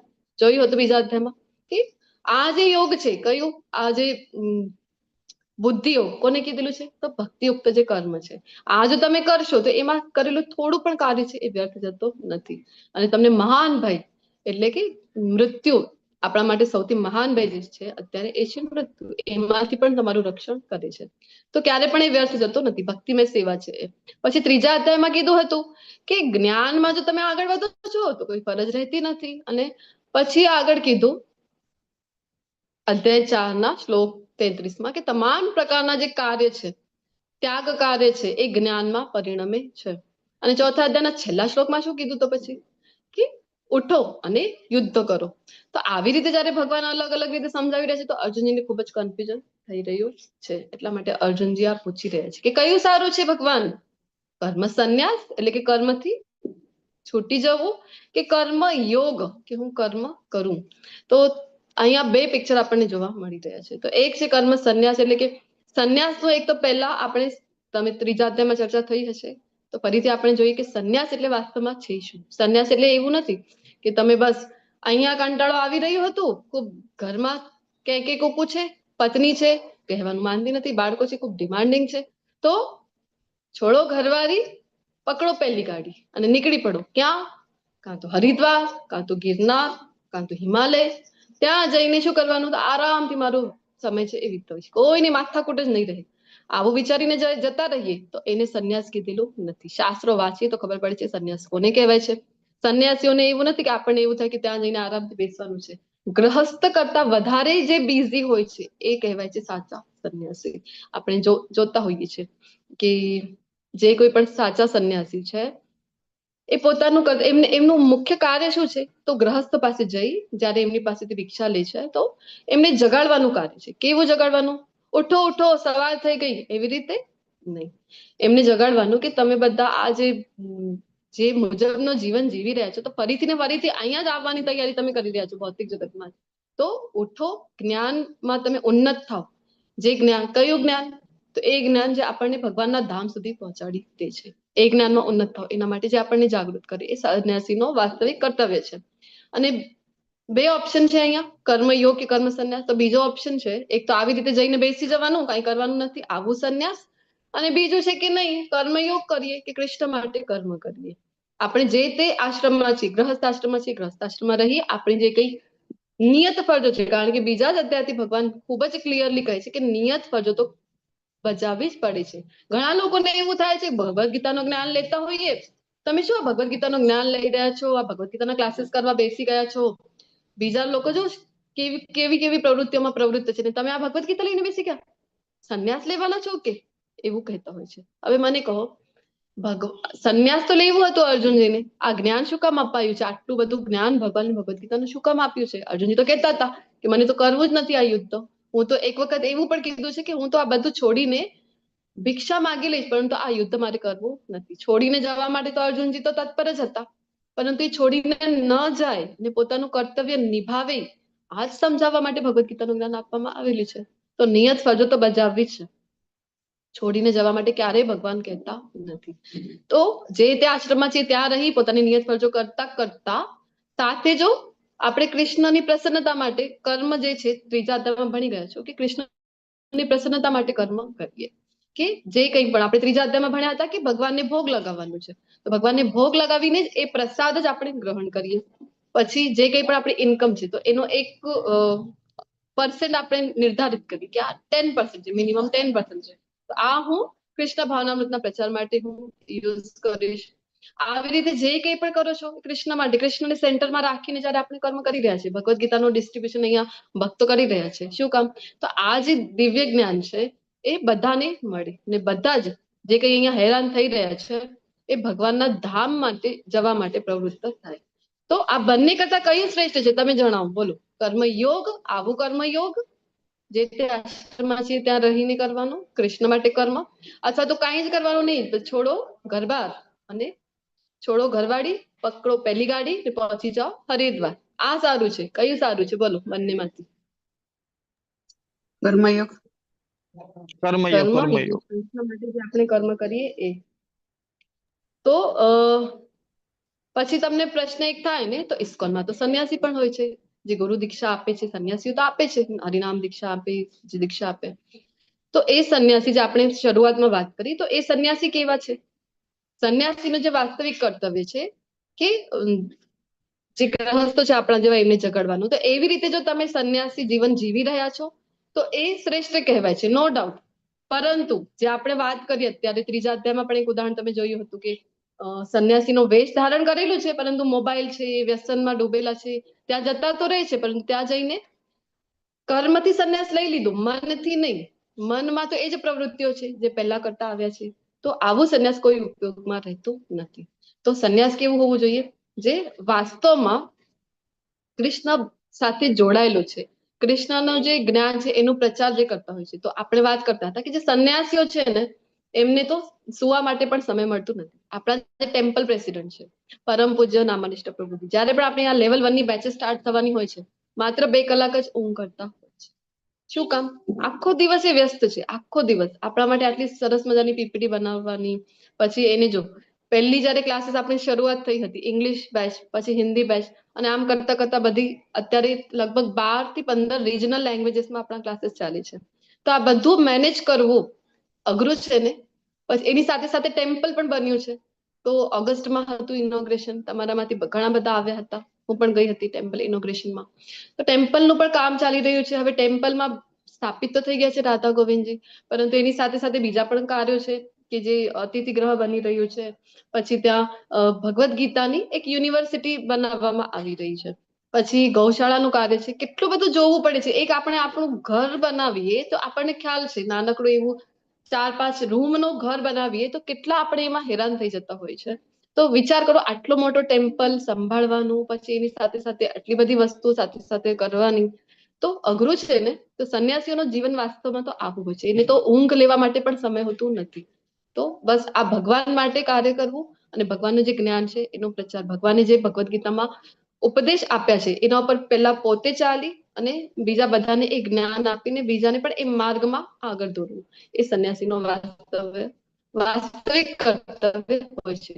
તો ભગવાન અહીંયા આન્સર આપી રહ્યા છે કે મુક્તિ માટે તો કર્મનો ત્યાગ અને ભક્તિયુક્ત કર્મ બંને ઉત્તમ છે, પરંતુ આ બંને પૈકી કર્મના પરિત્યાગ કરતા ભક્તિયુક્ત કર્મ શ્રેષ્ઠ છે. પોતાનું મત અહીંયા જણાવી રહ્યા છે કે મુક્તિ જો તમને જોઈએ, હવે અત્યારે એક મહાપર્વ આપણા દેશમાં ચાલી રહ્યું છે. કયું મહાપર્વ ચાલી રહ્યું છે? કુંભ મેળો. કુંભ મેળો. મહાકુંભ ચાલી રહ્યું છે અત્યારે, જે 144 વર્ષમાં એક જ વખત આવે છે. એટલે કે આપણા જીવનકાળમાં તો વિચાર કરો કે આ જ છે, એના પાછળ તો આપણે તો નહીં જોઈ શકાય, કારણ કે હવે 22મી સદીમાં આવશે જે મહાકુંભ છે એ. તો આવું મહાકુંભનું મહાપર્વ ચાલી રહ્યું છે. દેશ વિદેશથી તમે બધા પણ જોઈ રહ્યા હશો, કેટલાક શ્રદ્ધાળુઓ ત્યાં આવી રહ્યા છે. ખૂબ મહત્વ છે. અમૃતના જ્યાં જ્યાં છાંટા પડ્યા છે ત્યાંના કુંભ મેળો થાય છે. અને 12 વર્ષ 4 જગ્યાએ થાય છે ને કુંભ મેળો. તો 12 વર્ષ આવા પૂર્ણ થાય ત્યારે મહાકુંભ થતો હોય છે. તો અત્યારે તો મહાકુંભ ચાલી રહ્યું છે, એટલો મહાન ઉત્સવ છે. તો ત્યાં જવાનું બધાનું જે ઇન્ટેન્શન હોય છે, શું હોય છે કે મને મુક્તિ મળી જાય. પરંતુ ભક્તો એવું ક્યારે વિચારતા નથી. એટલે ભગવાન અહીંયા કહે છે કે મુક્તિ માટે વિચારો છો તો કર્મનો ત્યાગ ઠીક છે કે કરી શકો છો, પરંતુ ભગવાનનો મત છે કે ભક્તિયુક્ત કર્મ છે એ વધારે શ્રેષ્ઠ છે. કારણ કે ભક્ત છે ને એને મુક્તિની પણ આશા હોતી નથી. બિલ્વમંગલ ઠાકોરજીનો 12મા અધ્યાયમાં જયારે આપણે ઉદાહરણ લઈએ છીએ ત્યારે આપણે જોઈએ છીએ કે બિલ્વમંગલ ઠાકોર શું કહે છે? મુક્તિ તો એના મુક્તિ છે એ મૂર્તિમંત સ્વરૂપમાં એમની સમક્ષ ઉભી રહે છે આવીને કે ચાલો મુક્તિ, કહે છે મુક્તિ દેવી કે મુક્તિ તમને અપાવું, ચાલો. શું કહે છે બિલ્વમંગલ ઠાકોર? નહીં, મુક્તિને ઠોકર મારે છે, કે છે મુક્તિ નહીં, મને તો ભક્તિ જોઈએ છે. અને 700 વર્ષ સુધી વૃંદાવનમાં રહીને ભગવાનની સેવા કરે છે. તો મુક્તિની પણ આકાંક્ષા નથી. અહીંયા કહેવાય છે ને, મમ જન્મની જન્મની ઈશ્વરી, ચૈતન્ય મહાપ્રભુ પોતે કહી ગયા છે ને, ભક્તાદ ભક્તિર અહેતુકી દ્વૈ. કે મને ફરીથી જન્મ આપો છું અને તમારી જે ભક્તિ છે એ મને આપો. એ ભગવાનના ભક્તોની આવી કામના હોય છે, તો એને ભગવાન શ્રેષ્ઠ ગણે છે. ભક્તિયુક્ત કર્મ છે શ્રેષ્ઠ છે. તો ધર્મના 6 પ્રકારો અહીંયા આપેલા છે. વિધર્મ છે અધર્મ, પછી પરાધર્મ, ધાર્મિક સિદ્ધાંતો તેના માટે અયોગ્ય છે. ઉપધર્મ અન્યને ભૌતિક રીતે મદદ કરવી, આપણે કહીએ ને કે ભૌતિક પ્લેટફોર્મ પર સારા કર્મો. ચલાધર્મ છે છેતરપિંડી, મામા શકુની જે ધર્મ અપનાવે છે એ. ધર્મનો આભાસ મોસ્ટલી જે આપણને જોવા મળે છે કે દંભી ધર્મ છે, કે દેખાવો ખૂબ કરતા હોય છે, પરંતુ ધાર્મિક વાસ્તવમાં હોતા નથી. ને સૌથી ઉપર જે આવે છે જે પરોધર્મ, જે આત્માનો શાશ્વત ધર્મ છે. તો એક સવાલ આપણા માટે, એક પ્રશ્ન આવી રહ્યું છે કે શું માનવ સેવા એ માધવ સેવા સમાન છે કે નહીં? તમે આન્સર આપો, ચલો બોલો. માનવ સેવા એ જ માધવ સેવા, એવું આપણે આજુબાજુ ખૂબ સાંભળતા હોય છે. તમે માનો છો આ વાતમાં? હા કે ના એટલું તો બોલી શકો. ના ના, માતાજી, માધવ સેવા એ ભગવાનને સાથે રાખીને જે સેવા કરીએ છે એ માધવ સેવા કહેવાય. એટલે એટલો ફરક છે એમાં, માનવ સેવા અને માધવ સેવામાં. હરે કૃષ્ણ. હરે કૃષ્ણ. બીજા બધાનું શું માનવું છે કે નહીં? છે. માધવ માનવ સેવા છે. સેવા કરીએ, માધવની સેવા છે. નથી. ઓકે, તમે બધા પોતપોતાના અહીંયા મત આપી શકો છો. જેને અનમ્યુટ કરવું પોસિબલ નથી, બેકગ્રાઉન્ડ નોઇઝ અથવા કે જે કંઈ પણ કારણ હોય, તમે ચેટ બોક્સની પણ અહીંયા આપણી પાસે વ્યવસ્થા છે. ત્યાં ચેટમાં હું વાંચતી હું છું તમારા મેસેજ છે, તો ચેટ બોક્સમાં તમે આન્સર લખીને મોકલી શકો છો. અને એવું અહીંયા કાંઈ જ નથી કે હું અહીંયા આ ક્લાસ, મને જો આ સેવા મળી છે મારા શિક્ષા ગુરુની કૃપાથી, મને આ સેવા મળી છે કે જેના લીધે હું અહીંયા આ ક્લાસીસ લઈ રહી છું. મારી કોઈ જ પાત્રતા નથી, કોઈ યોગ્યતા નથી કે હું આ ભગવદ ગીતા વિશે, ભગવાનના વિશે કાંઈ પણ કહું, પરંતુ એક સેવા છે, શિક્ષા ગુરુનો આદેશ છે, એટલે હું આ સ્વીકારીને અહીંયા છું. તો એવું નથી કે હું ખૂબ જ્ઞાની છું ને મને બધું જ આવડી રહ્યું છે. તો તમે બધા પણ જે કંઈ નહીં આવડે તો આપણે પ્રયત્ન કરતા હોઈએ છીએ કે આપણા જે કંઈ પણ સિનિયર ડિવોટીઝ છે એમની પાસેથી પૂછીને પણ તમારા પ્રશ્નોનો જવાબ આપવાનો પ્રયત્ન હું જરૂરથી કરીશ જ્યારે આપણો ક્વેશ્ચન આન્સર સેશન હોય છે. પરંતુ અહીંયા હું તમને વિનંતી કરીશ, શું કામ કહું છું કે તમે પણ આન્સર આપો. એવું નથી કે સાચા જવાબ આ છે, પર્ટિક્યુલર આ ખોટા છે. ખોટા પણ ઘણી વખત આવે જવાબ, તો પણ આન્સર આપવાનો પ્રયત્ન કરવો જોઈએ. ઠીક છે? તો ખૂબ ખૂબ ધન્યવાદ. ચેટ બોક્સમાં પણ મને આન્સરો મળી રહ્યા છે. નથી, વેલુભાજી લખી રહ્યા છે, હર્ષદજી કહે છે કે હા છે, જયદીપજી પણ લખી છે. ઓકે, તો તમે બધા અનમ્યુટ કરીને પણ જે આન્સરો આપ્યા, ખૂબ ખૂબ ધન્યવાદ. તો આપણે જોઈએ, એક કથા છે, શ્રીમદ ભાગવતમનો એક પ્રસંગ અહીંયા જોવાનો પ્રયત્ન આપણે કરી રહ્યા છીએ. તો એના આધારે આપણે જોઈએ, નૃગ રાજાની એક ઘટના છે. Just a moment.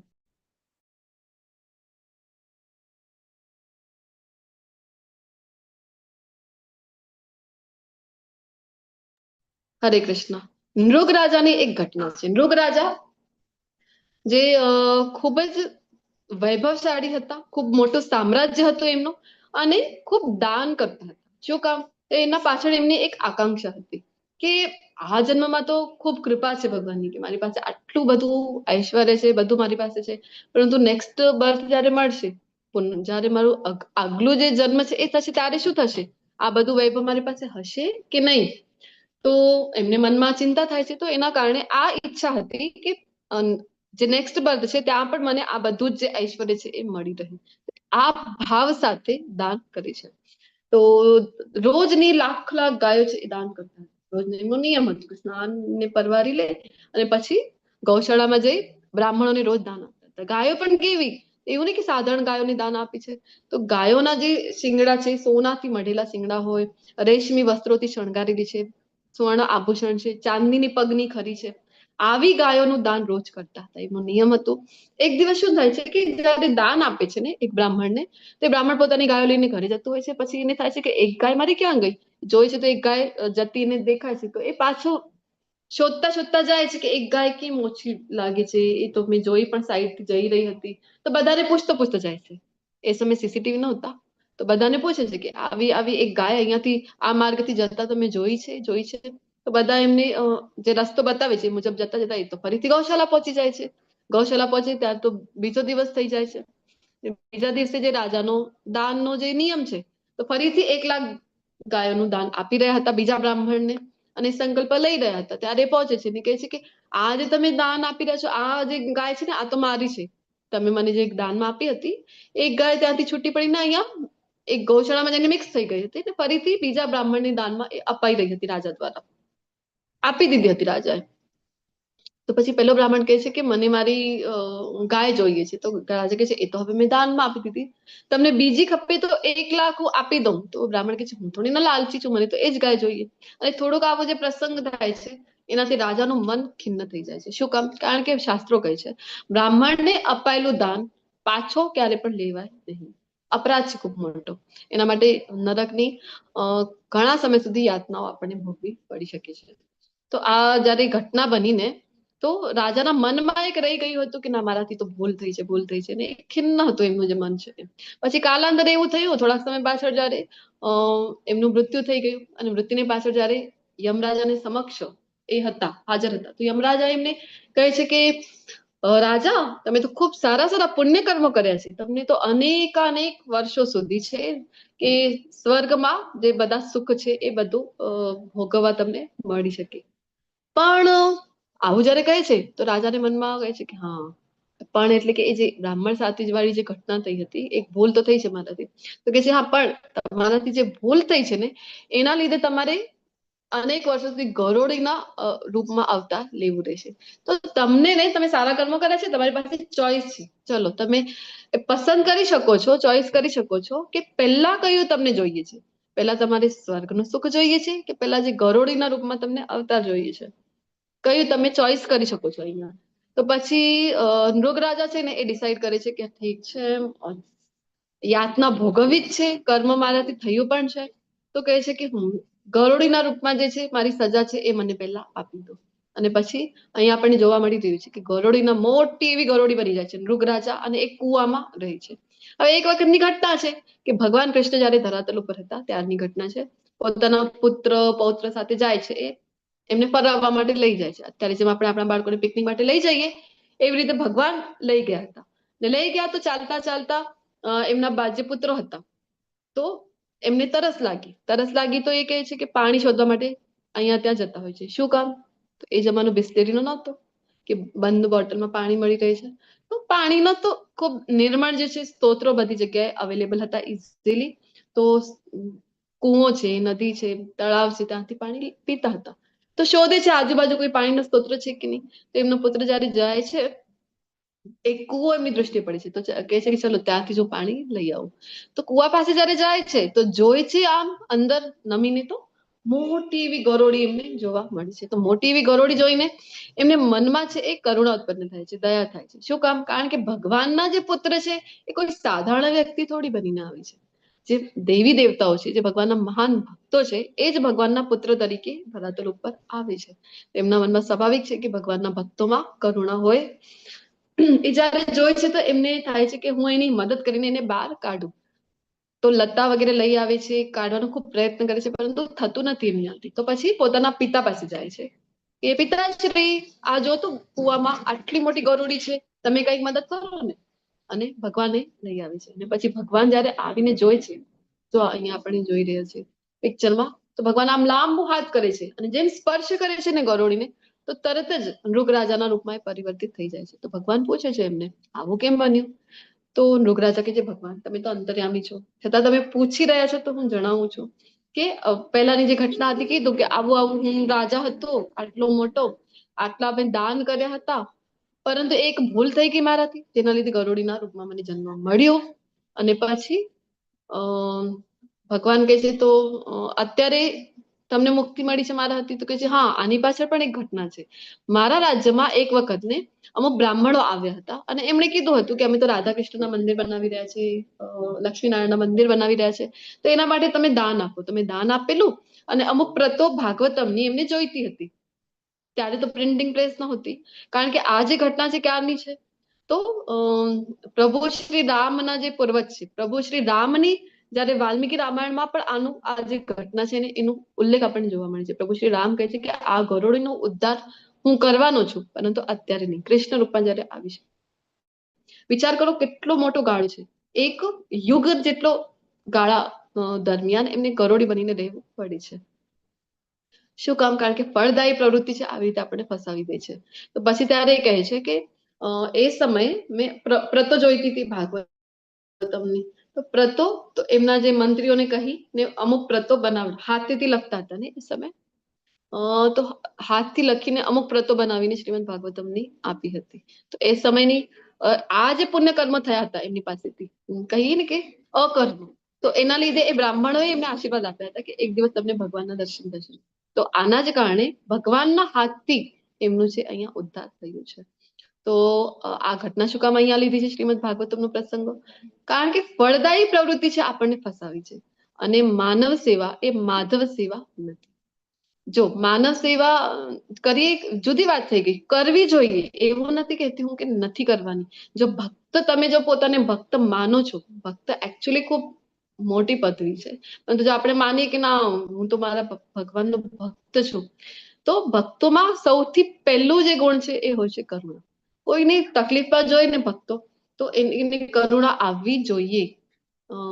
જે આપણા નરસિંહ મહેતાજી છે કહે છે ને, વૈષ્ણવજન તો તેને કહીને પીડ પરાઈ જાણે રે, વૈષ્ણવજન તો તેને કહીને પીડ પરાઈ જાણે રે.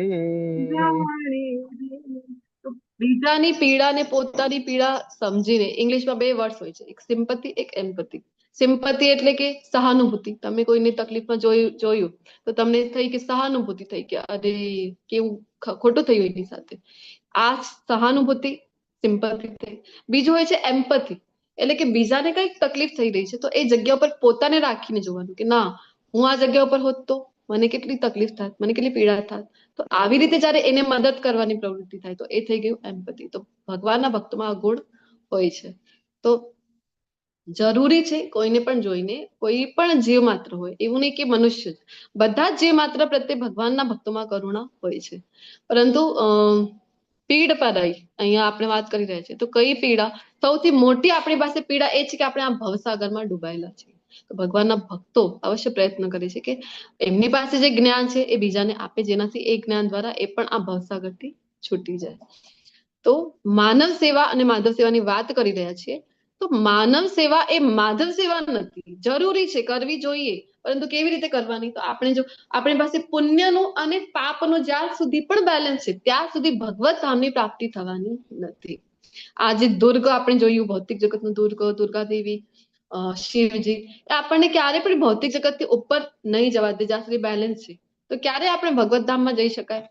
આ નીલ થઈ જાય, 0 તમારો બેલેન્સ થઈ જાય, ના પાપ ના પુણ્ય, તો ક્યારે સંભવ છે? આ જ્યારે તમે પાપ અને પુણ્ય કઈ નથી કરી રહ્યા, તમે જે કઈ કરી રહ્યા છો એ કૃષ્ણ માટે કરી રહ્યા છો. તમે કોઈને મદદ કરવાની તમને ઈચ્છા છે તો આ ભાવ હોવું જોઈએ કે હે ભગવાન તમારી દયાથી મારી પાસે થોડુંક વધારે છે, તો હું તમારી પ્રેરણાથી તમારા જે બધા અંશો છે એમની સહાયતા કરું છું. તો પોતે અહંભાવ વિના ભગવાનને સમર્પિત કરીને જ્યારે કરવામાં આવે કે બીજાને ભોજન જ્યારે કરાવવું છે તમને, તો સૌથી પહેલા કૃષ્ણને અર્પણ કરી એ પ્રસાદ બધામાં ભેળવીને એ ભોજન જ્યારે આપણે બીજાને આપી રહ્યા છીએ, તો આપણે માત્ર ભોજન નથી આપી રહ્યા, પ્રસાદ જ્યારે આપતા હોય છે ત્યારે એની સાથે સાથે સુકૃતિ પણ આપી રહ્યા છે, જે એના આધ્યાત્મિક પેશીઓને એ પોષણ આપે છે. તો ખૂબ જરૂરી છે, સેવા કરવી છે, પરંતુ એમાં પણ કૃષ્ણને સેન્ટરમાં લાવીને કરવી જોઈએ. કાંઈક તમને હવે ઠંડીના દિવસો ચાલી રહ્યા છે તો તમને કંઈ પણ બ્લેન્કેટ વગેરે જે દાનમાં આપવું છે, પહેલા કૃષ્ણને અર્પણ કરી અને પછી એ ડોનેટ કરી શકાય છે. હવે એવું નથી ઇસ્કોન ટેમ્પલ જ તમે લઈ લો તો તમને જોવા મળશે કે કેટલા બધા એવા સમાજના કાર્યથી રિલેટેડ જે કાર્ય કરતો હોય છે. જ્યારે લોકડાઉન હતું ત્યારે દિલ્હીનો જ એક ટેમ્પલ છે આપણો ઇસ્કોન દ્વારકા, એ એક ટેમ્પલથી લાખો પ્લેટ પ્રસાદ છે એ રોજ વિતરણ કરવામાં આવતો હતો. અને પ્રભુપાદજીની તો આજ્ઞા છે કે જ્યાં પણ ટેમ્પલ છે ત્યાંથી અમુક કિલોમીટર સુધી કોઈ પણ છે એ ભૂખ્યો રહેવું જોઈએ નહીં. બાંગ્લાદેશની પણ ઘટના આપણે જોઈ હતી ને, કે બાંગ્લાદેશમાં જયારે ભૂખમરીથી મરી રહ્યો હતો બાંગ્લાદેશ, ત્યારે પ્રભુપાદજીએ આદેશ આપેલું, એમના આદેશથી એમના જે શિષ્યો હતા જોર્જ હેરિસન, તમે ડે 1 જોયું હશે ચર્ચામાં, કે જોર્જ હેરિસન કેટલા મોટા કહેવાય કે રોકસ્ટાર હતા. તો અને એટલા એ ધની વૈભવી હતા, એમણે અમેરિકામાં ખાસ બાંગ્લાદેશ માટે શો ઓર્ગેનાઇઝ કરેલું હતું, પોતાનું જે રોકસ્ટાર હતા તો, અને એનાથી જે કંઈ પણ ફંડ એમને મળ્યું હતું એ બધું બાંગ્લાદેશમાં મોકલ્યું, અને અનેક વર્ષો સુધી ત્યાં કોઈની પણ જાત પાત પૂછ્યા વિના ઇસ્કોન ટેમ્પલથી આ બાંગ્લાદેશના બધા જ જાતવાળા લોકો, આપણે કહેવાય ને કે બધાનું જે પોષણ કરવામાં આવેલું હતું. અને એ જ બાંગ્લાદેશમાં અત્યારે આપણે જોઈએ તો કેવી સ્થિતિ થઈ રહી છે. ઇસ્કોનના ડિવોટીઝને, જે સનાતન ધર્મને જે ફોલો કરી રહ્યા છે એ જ ડિવોટીઝને કેવી પરિસ્થિતિમાં લઈ આવ્યા છે એ લોકો. તો જરૂરી છે અહીંયા આપણે એ અલગ ચર્ચા થઈ ગઈ છે. તો અહીંયા આપણે વાત કરી રહ્યા છે કે માનવ સેવા, માધવ સેવા વિશે. તો કૃષ્ણને અર્પણ કરીને જ્યારે આપણે એ આપી રહ્યા છે, તો માત્ર આપણે એ નથી આપી રહ્યા, એની સાથે સાથે આપણે ભગવાનની કૃપા પણ એને આપી રહ્યા છે. અને આપણું બેલેન્સ આવી રીતે પછી નીલ થશે, નહીં તો પુણ્ય અને પાપમાં તો ચાલ્યા જ કરશે આપણું બેલેન્સ. જ્યાં સુધી આ બેલેન્સ છે ત્યાં સુધી ભૌતિક જગતમાં જ અટકાયા કરીશું. સારું કર્મ છે એવું નથી કે ખરાબ કર્મ, એટલે કે કંઈક નેગેટિવ વેથી આપણી પાસે પૈસા આવી ગયા છે અને એને સત્કાર્યમાં લગાવી દીધા તો થઈ ગયું બેલેન્સ. આવી રીતે બેલેન્સ થતું નથી. જે એનું ફળ છે એ અલગથી ભોગવવું પડે છે, કે તમે ગેરમાર્ગથી પૈસા છે તમારી પાસે આવી ગયા છે, ટેક્સ વગેરે મેં કઈ ગોલમાલ કર્યું છે ને એ પૈસા આવ્યા છે, તો એનું અલગથી તમારે ભોગવવું પડે છે. અને તમે સારું કોઈ કાર્ય કર્યું છે તો એનું ફળ અલગથી મળે છે, પુણ્ય કર્મ. આ આપસમાં આમ બેલેન્સ થઈ જતું નથી. ક્યારે થાય છે બેલેન્સ? બેલેન્સ તો કરવું જ નથી, આપણે ઝીરો કરવું છે. ક્યારે થાય છે? જ્યારે એ કૃષ્ણને આપણે સમર્પિત કરી દઈએ ત્યારે. તો માનવ સેવા અને માધવ સેવા બંને જુદા જુદા છે, એ બંને એક નથી. તો આપણે કરવી છે માધવ સેવા, માનવ સેવા કરવી છે, પણ માધવ સેવાની થ્રુ કરવી છે. કેવી રીતે? આપણે અત્યારે ચર્ચા કરી છે. કૃષ્ણને પહેલા અર્પણ કરી, કૃષ્ણને પ્રાર્થના કરવી કે હે ભગવાન, તમને જે કંઈ પણ મેં ભોજન પ્રસાદ છે એ અર્પણ કર્યું છે, તમે હવે એમાં તમારી કૃપા ભેળવી દો. જે કોઈ પણ આ પ્રસાદને આરોગે એ બધાને તમે તમારી ભક્તિ પ્રદાન કરો. આવી રીતે જયારે આપણે આપીએ તો માધવ સેવા ની સાથે સાથે માનવ સેવા થઈ જાય છે. તો સંન્યાસથી પ્રશ્ન, સંન્યાસના પ્રશ્નથી, ત્યાગના પ્રશ્નથી શરૂઆત થઈ છે આજના અધ્યાયની. તો એને હજી સારી રીતે સમજવા માટે ભક્તિરસામૃત સિંધુ શ્રીલ રૂપ ગોસ્વામી પાદ દ્વારા જે આપવામાં આવેલું છે એનું અહીંયા શ્લોક નંબર લીધેલું છે, જે આપણને જણાવે છે કે સાચો ત્યાગ કોને કહેવાય. કે જ્યારે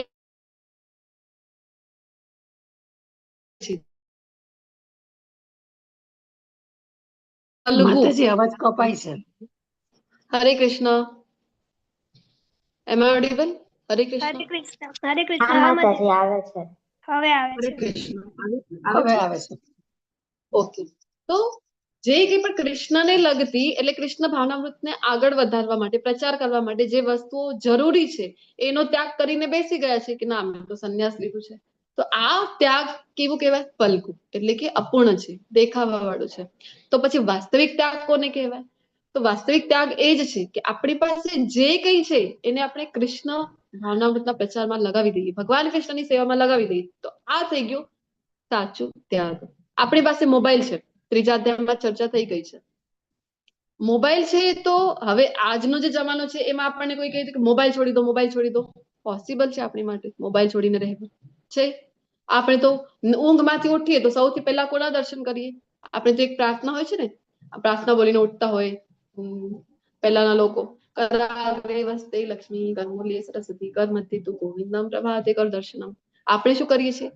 કરાગ્રે વસ્તે વોટ્સઅપમ, કરમૂલ્યે ફેસબુકમ, કર મધ્યે ઇન્સ્ટાગ્રામમ અને પ્રભાતે ફોન દર્શનમ. આપણું તો પ્રભાત એવી થાય છે. તો ફોન વગર તો આપણે રહી શકાય નહીં. તો પછી કરવું શું છે? તો આપણી પાસે ફોન છે, એને કૃષ્ણની સેવામાં લગાવી દો. કેવી રીતે લગાવાય? અત્યારે જે આપણે કરી રહ્યા છીએ, તમે અને હું, આપણે મળીને શું કરી રહ્યા છે અત્યારે? તો બીજા બધા લોકોને આપણે જોઈએ તો કેટલી બધી વસ્તુઓ એ કરતા હોય છે, અલગ અલગ પ્રવૃત્તિમાં પ્રવૃત્ત છે. અને ઇન્ટરનેટની જ વાત કરીએ તો એટલું બધું છે અહીંયા, તો જોતા જોતા આપણું આયુષ્ય પૂર્ણ થઈ જશે, પણ આ વિડીયો છે એ તો પૂર્ણ થવાના નથી. તો આપણે ભગવદ્ ગીતાના ક્લાસીસ કરી રહ્યા છીએ, ભાગવતમના ક્લાસીસ કરી રહ્યા છીએ. તો આવી રીતે આપણી પાસે જે છે, આપણી પાસે ખૂબ સરસ મજાનો લેપટોપ છે, ફોન છે, એને આપણે ભગવાનની સેવામાં લગાવી દઈએ તો એ થઈ ગયો આપણો સાચો ત્યાગ. તો આજ છે આપણો સાચો. જે કંઈ પણ તમારી પાસે છે એ કૃષ્ણની સેવામાં લગાવી દઈએ.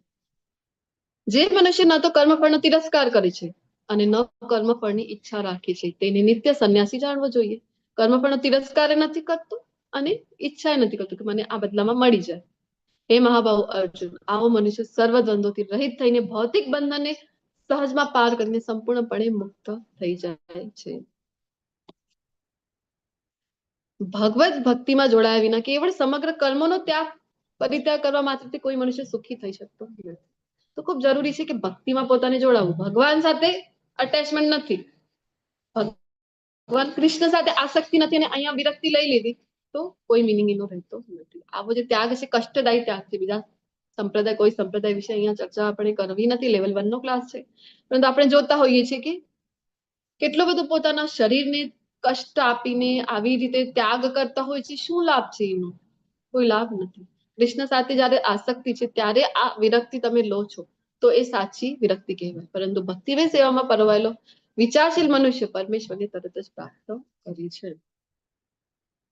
જે મનુષ્ય ભક્તિભાવે કર્મ કરે છે, જે વિશુદ્ધ આત્મા છે અને જે પોતાના મન તથા ઇન્દ્રિયોને વશમાં રાખી શકે છે, તે સૌને પ્રિય હોય છે અને બધા જીવો તેને પ્રિય હોય છે. આપણે બધાને લાગે છે ને કે હું બધાનો પ્રિય બની જાઉં, એના માટે તો મોટિવેશનલ સ્પીકર ના જોવો તો ઢગલા બંધ આપણને છે લેક્ચર જોવા મળે છે કે બધાના પ્રિય તમે કેવી રીતે બનશો. અરે બધાનું પ્રિય બનવું છે તો ભગવદ્ ગીતાનો 5મા અધ્યાયનો આ 7મો શ્લોક ભણી લો તો આપણને ખબર પડી જાય છે કે કોઈનો પ્રિય કેવી રીતે બની શકાય. સૌથી પ્રથમ જે ભગવાને કીધું છે એ છે ભક્તિ ભાવે કર્મ છે. તો કૃષ્ણ પ્રત્યે ભક્તિ છે, ભક્તિયુક્ત કર્મ કરી રહ્યા છે. અને હજી જે મહત્વનું છે મન તથા ઇન્દ્રિયોને વશમાં રાખવું. અઘરું છે ને, 6ઠા અધ્યાયમાં ભણીશું આપણે આવતીકાલના અધ્યાયમાં. મનને વશમાં કરવું કેટલું અઘરું છે અને ઇન્દ્રિયોને વશમાં રાખવું. પરંતુ જો આપણે આ કરી લઈએ તો પછી સૌના પ્રિય બની જાય છે. આપણે શું કરતા હોય છે, મન અને ઇન્દ્રિયો ઉપર તો કોઈ આપણો વશ છે નહીં.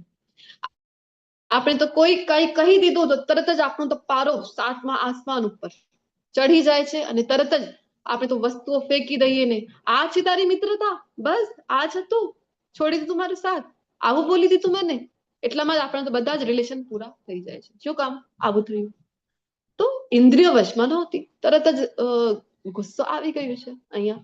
તો શું થાય છે? અલ્ટિમેટલી રિલેશન ખરાબ થાય છે. તો જયારે મન અને ઇન્દ્રિય તમારા વશમાં છે, ક્યારે થઈ શકશે? જ્યારે પહેલો જે પગથિયું છે ભક્તિ ભાવે કર્મ કરશો, તમને ખબર પડશે કે તમારી સ્થિતિ શું છે. તમારી સ્થિતિ છે આ ખોટું અહમ જ નહીં આવે. મારી સ્થિતિ કઈ છે? ચૈતન્ય મહાપ્રભુ કહીને ગયા છે, જીવેર સ્વરૂપ હોય કૃષ્ણેર નિત્ય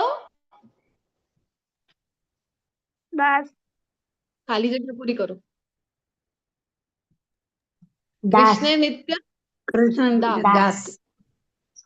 તો આપણું સ્વરૂપ શું છે? તો આપણે કૃષ્ણના નિત્ય દાસ છીએ. તો હવે જયારે મને ખબર પડી જાય કે મારું સાચું સ્વરૂપ તો આ જ છે, તો હવે મારી પ્રાયોરિટીમાં કૃષ્ણ આવી ગયા છે.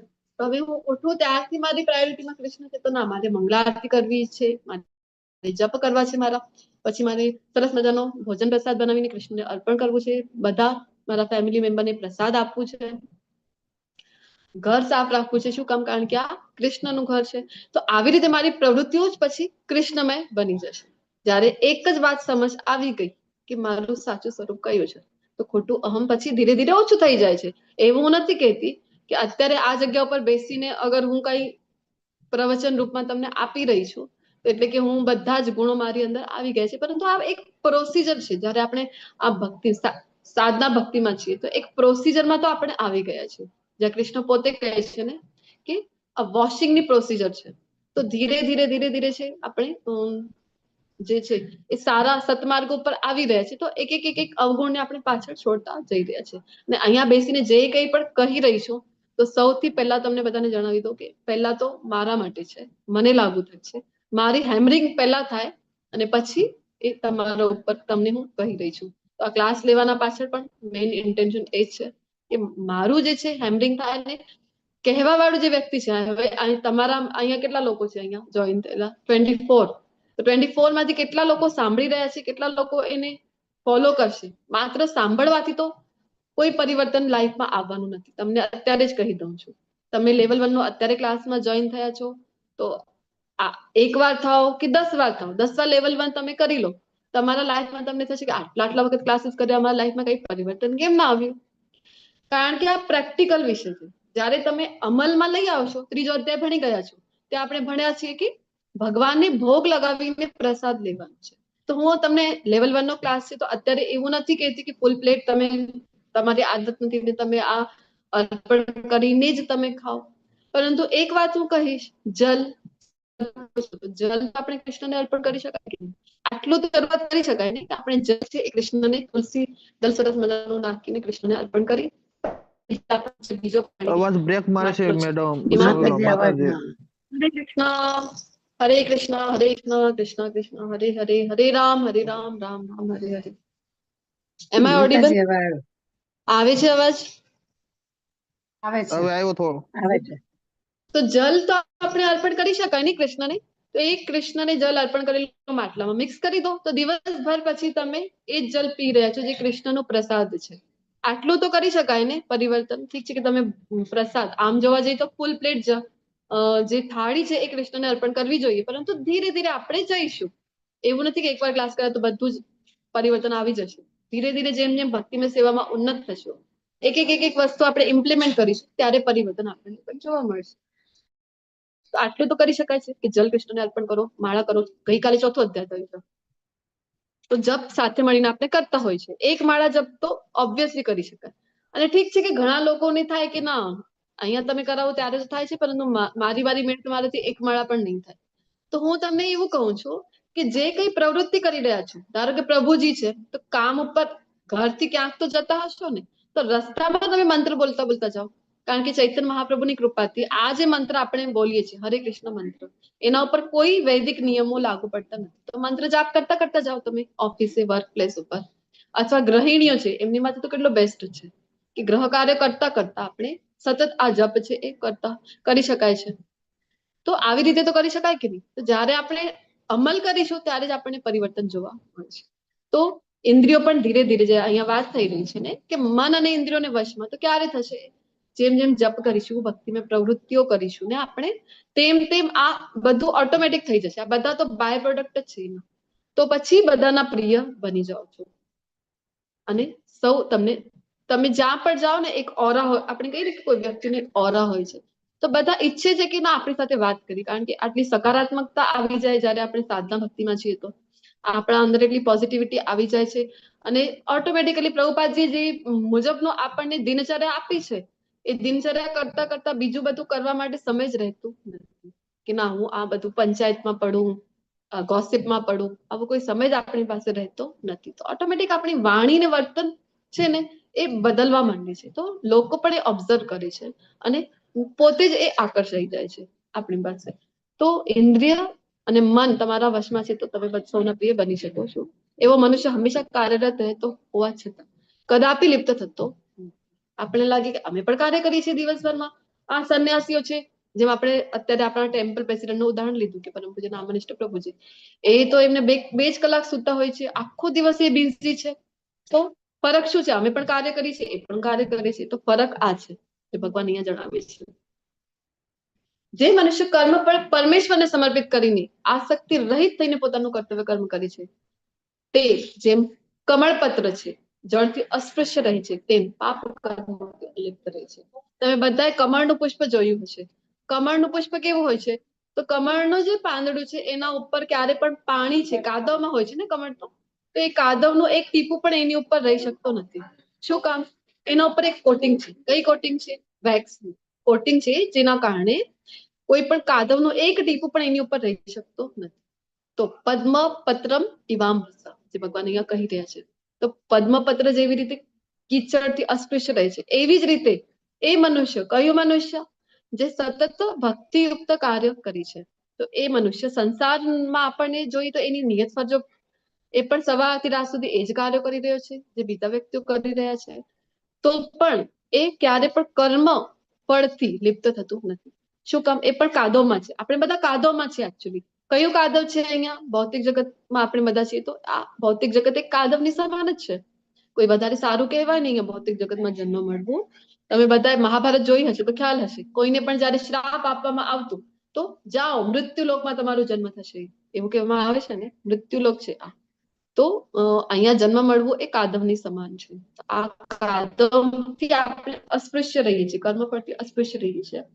શું કામ? તો આપણા ઉપર પણ એક કોટિંગ જયારે આવી જાય છે. કઈ કોટિંગ? તો ભગવાનના ભક્તિની જયારે કોટિંગ ચડી જાય છે ને, તો આ કાદવમાં આપણે નિયત ફરજો કરતા કરતા પણ કર્મ ફળથી અલિપ્ત રહી શકાય છે. યોગીજનો અનાસક્ત થઈને શરીર, મન, બુદ્ધિ અને ઇન્દ્રિયો દ્વારા પણ કેવળ આત્મ શુદ્ધિ ના હેતુ માટે કર્મ કરે છે. તો જે કંઈ પણ યોગીજન છે એ પણ કર્મ કરી રહ્યા છે, પરંતુ એના કર્મમાં અને આપણે બીજા લોકોના કર્મ, બીજા લોકો માત્ર પોતાની ઇન્દ્રિય તૃપ્તિ માટે કર્મ કરે છે, જ્યારે ભગવાનના ભક્તો છે આવા યોગી કોને કહેવાય છે? ભગવાનના ભક્તો છે. તો એ બધી જ પોતાની ઇન્દ્રિયો દ્વારા શું કરી રહ્યા છે? ભગવાનની સેવા કરી રહ્યા છે. ઇન્દ્રિયોને વશમાં રાખવું ખૂબ અઘરું છે, શક્ય નથી, પરંતુ ઇન્દ્રિયોને ડાયવર્ટ કરી શકાય છે ભગવાનની સેવામાં. આંખો છે, આંખોથી ભગવાનના મંગલા આરતીના દર્શન કરો, દર્શન આરતી શૃંગાર આરતીના દર્શન કરો. હાથ છે તો હાથથી ભગવાન માટે પ્રસાદ બનાવો. પગ છે તો પગથી ચાલીને ભગવાનના દર્શન કરવા જાઓ. કાનથી ભગવાનની કથા સાંભળો. મુખથી ભગવાનનો જે પ્રસાદ છે એ જ ગ્રહણ કરવાનું. નાકથી ભગવાનને અર્પણ કરેલું અત્તર છે એ જ સુગંધ લો, પુષ્પ સૂંઘો. તો ધીરે ધીરે બધી ઇન્દ્રિયોને આપણે ભગવાનની સેવામાં લગાવીએ ને, તો પછી મન જે ખૂબ જ અઘરું છે એ ભગવાનની સેવામાં લાગી જાય છે. અને બુદ્ધિ, કારણ કે ભગવાન જયારે માંગે છે ને આપણી પાસેથી, ત્યારે શું માંગે છે? આપણી પાસેથી મન અને બુદ્ધિ જ માંગે છે. ક્યારે એ લાગી શકે કૃષ્ણમાં? જ્યારે આપણે ઇન્દ્રિયોને લગાવીએ ને, તો મન અને બુદ્ધિ પણ કૃષ્ણમાં લાગી જાય છે. ભક્તિમાં સ્થિર થયેલો મનુષ્ય પરમ શાંતિ પામે છે, કારણ કે પોતાના સર્વ કર્મના ફળ છે એ મને અર્પિત કરે છે. પરંતુ જે મનુષ્ય ભગવાન સાથે સંલગ્ન હોતો નથી, તથા જે પોતાના શ્રમના ફળનો લોભી છે, તે બદ્ધ થઈ જાય છે. ભક્ત શું કરે છે? જે કંઈ પણ કર્મ કરે છે એ ક્યારે પણ એ કર્મથી બદ્ધ થતો નથી, કારણ કે એ કૃષ્ણ માટે જ, કૃષ્ણની પ્રસન્નતા માટે કર્મ કરે છે. અને જ્યારે બીજા લોકો છે, ભોગી લોકો છે, એ શું કરી રહ્યા છે? એ તો મારી પ્રસન્નતા. આપણે પણ સવારથી સાંજ સુધી શું કરીએ છીએ? પ્રાયોરિટીમાં કોણ છે? કેન્દ્રમાં કોણ છે? હું અને મારું, એ જ હોય છે. તો જેના કારણે આપણે ફસાઈ જઈએ. પરંતુ જ્યારે કેન્દ્રમાં કૃષ્ણ, આખું જીવન જ આપણું પરિવર્તિત થઈ જાય છે. જ્યારે દેહધારી માતાજી અવાજ જીવન, બ્રેક મારે છે. હરે કૃષ્ણ આવે છે. હરે કૃષ્ણ માતાજી. આવે છે અરે માતાજી, આવે છે. ઓકે, મારી પાસે તો નેટવર્ક બતાવી રહ્યું છે, ખબર નહીં. જ્યારે દેહધારી જીવાત્મા પોતાની પ્રકૃતિને વશમાં કરી લે છે અને મનથી બધા કર્મોનો પરિત્યાગ કરે છે, ત્યારે તે નવદ્વાર વાળા માતાજી નગર, હજી નથી આવતો અવાજ. હરે કૃષ્ણ, હરે કૃષ્ણ, હરે કૃષ્ણ, હરે કૃષ્ણ, કૃષ્ણ કૃષ્ણ હરે હરે, હરે રામ, હરે રામ, રામ રામ.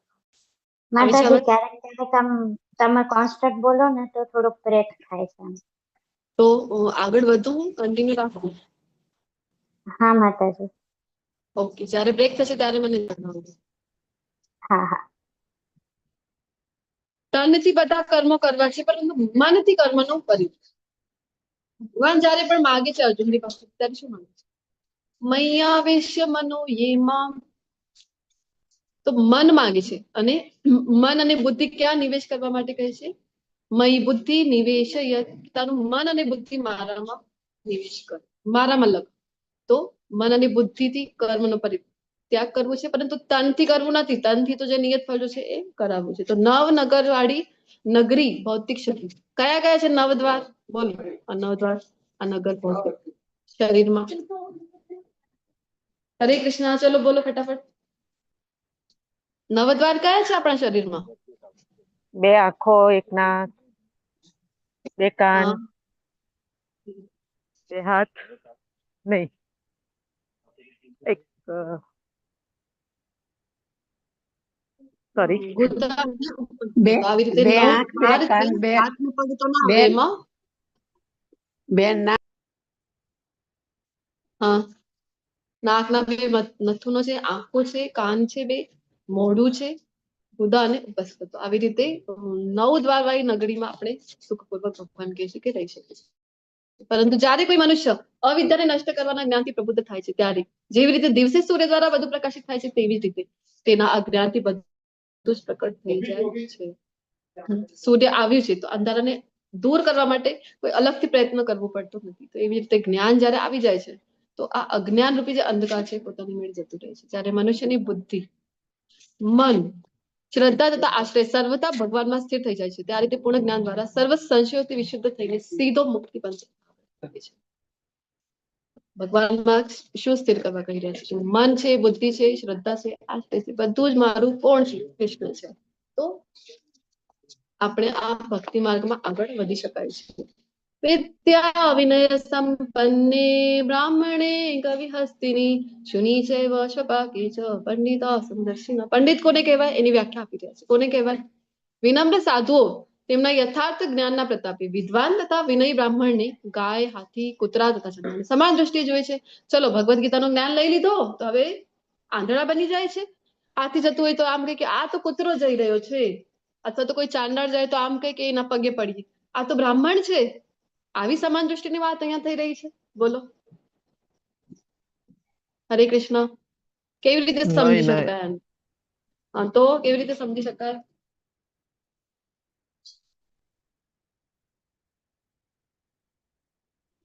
ચલો રિપીટર્સ જે છે એ તો બતાવી શકાય ને, કેવી રીતે સમજી શકાય આ વાતને?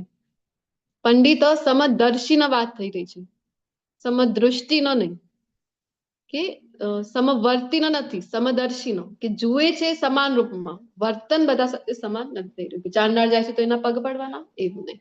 ભગવદ્ ગીતાનું જ્ઞાન લીધું, તમને ખબર પડી ગઈ છે કે મારી અંદર જે મુખ્ય જે કારણ છે જેના લીધે હું મારું અસ્તિત્વ છે એ છે આત્મા. આત્માની સાથે સાથે કોણ છે? પરમાત્મા પણ છે, કૃષ્ણ છે મારી સાથે. તો એને ખબર પડી જાય છે કે બધા જ જીવોમાં, માત્ર મનુષ્યમાં નહીં, બધા જ જીવોમાં પરમાત્મા સ્વરૂપે બધાના હૃદયમાં કૃષ્ણ વિરાજમાન છે. એ તો જે તે કર્મો હતા જેના કારણે એ પર્ટિક્યુલર યોની એ જીવને પ્રાપ્ત થઈ છે, જેના કારણે અત્યારે કૂતરાના રૂપમાં છે, અથવા તો હાથીના રૂપમાં છે, અથવા તો ચાંડાળના રૂપમાં છે. પરંતુ વાસ્તવમાં બધા તો મમે વાંચો જીવલો. કૃષ્ણ કહે છે કે બધા જ જીવ માત્ર મારા અંશ છે. આવી દૃષ્ટિ એ કેળવી લે છે તો પછી બધા જ જીવ માત્ર ઉપર એને દયા આવી છે. પછી અલગથી કોઈ આપણે એમાં કોઈ કાર્ય કરવા માટે જો જ્યારે આવી દૃષ્ટિ આવી જાય છે ને તો એને ખબર પડે છે કે ના, બધું જ કૃષ્ણનું છે, બધી સંપત્તિ કૃષ્ણની છે, બધું જ કૃષ્ણના અંશ છે. તો એ ક્યારે પણ કોઈ વૃક્ષને પણ હાનિ નહીં પહોંચાડે, કોઈ કારણ વગર એક પાંદડું પણ એ તોડશે નહીં. શું કામ? કારણ કે કૃષ્ણના અંશો છે. તો આવી એને ભગવાને કીધું છે કે પંડિતા સમદર્શી, સમાન દ્રષ્ટિથી જોઈ શકે છે. આવો જીવન મુક્ત પુરુષ ભૌતિક ઇન્દ્રિય સુખ પ્રત્યે આકૃષ્ટ થતો નથી, પરંતુ હર હંમેશ સમાધિમાં નિમગ્ન રહીને પોતાની અંદર જ આનંદનો અનુભવ કરે છે. એ રીતે આત્મ સાક્ષાત્કાર પામેલો પુરુષ પરબ્રહ્મમાં એકાગ્ર હોવાને કારણે અનંત સુખ ભોગવે છે.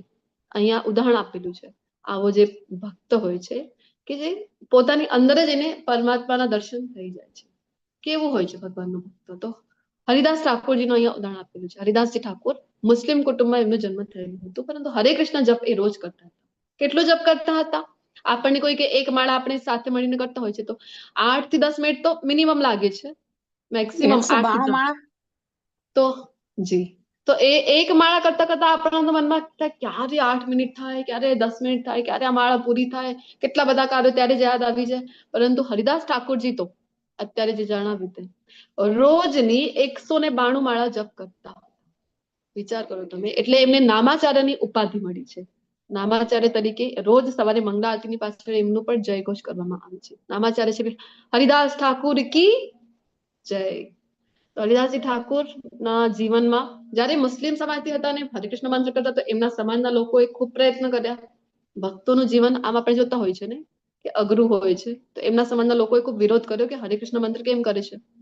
તો એમને પતિત કરવા માટે, એમને પતન કરવા માટે એક ગણિકાને ત્યાં મોકલી. આ પ્રસંગ જે આપણે અહીંયા જોઈ રહ્યા છે પિક્ચરમાં, ગણિકાને મોકલી. કારણ કે કોઈ પણ મહાપુરુષ છે, મહાત્મા છે, એનું જો પતન કરવું છે તો બે જ વસ્તુઓ છે, કંચન અને કામિની. એના દ્વારા એનું પતન થઈ જાય છે. તો મોકલવામાં આવી ગણિકાને, અને પછી ગણિકા જયારે જાય છે હરિદાસ ઠાકોરજીને પોતાની ઈચ્છા વ્યક્ત કરે છે તો હરિદાસજી ઠાકોર કહે છે કે ઠીક છે, હું તારી ઈચ્છા જરૂર પૂરી કરીશ, પરંતુ મારા થોડા જપ બાકી છે, તો અહીંયા વેઇટ કરવાની માટે.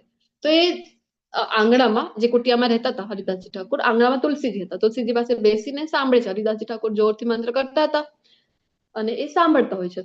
તો એક રાત્રિ તો નીકળી ગઈ. પછી બીજા દિવસે કહે છે કે મને ક્ષમા કરજો, ગઈકાલે લેટ ચાલુ કરે, આજે જલ્દી જપ શરૂ કરીશ, તો તમારી ઈચ્છા આજે જરૂર પૂરી કરીશ.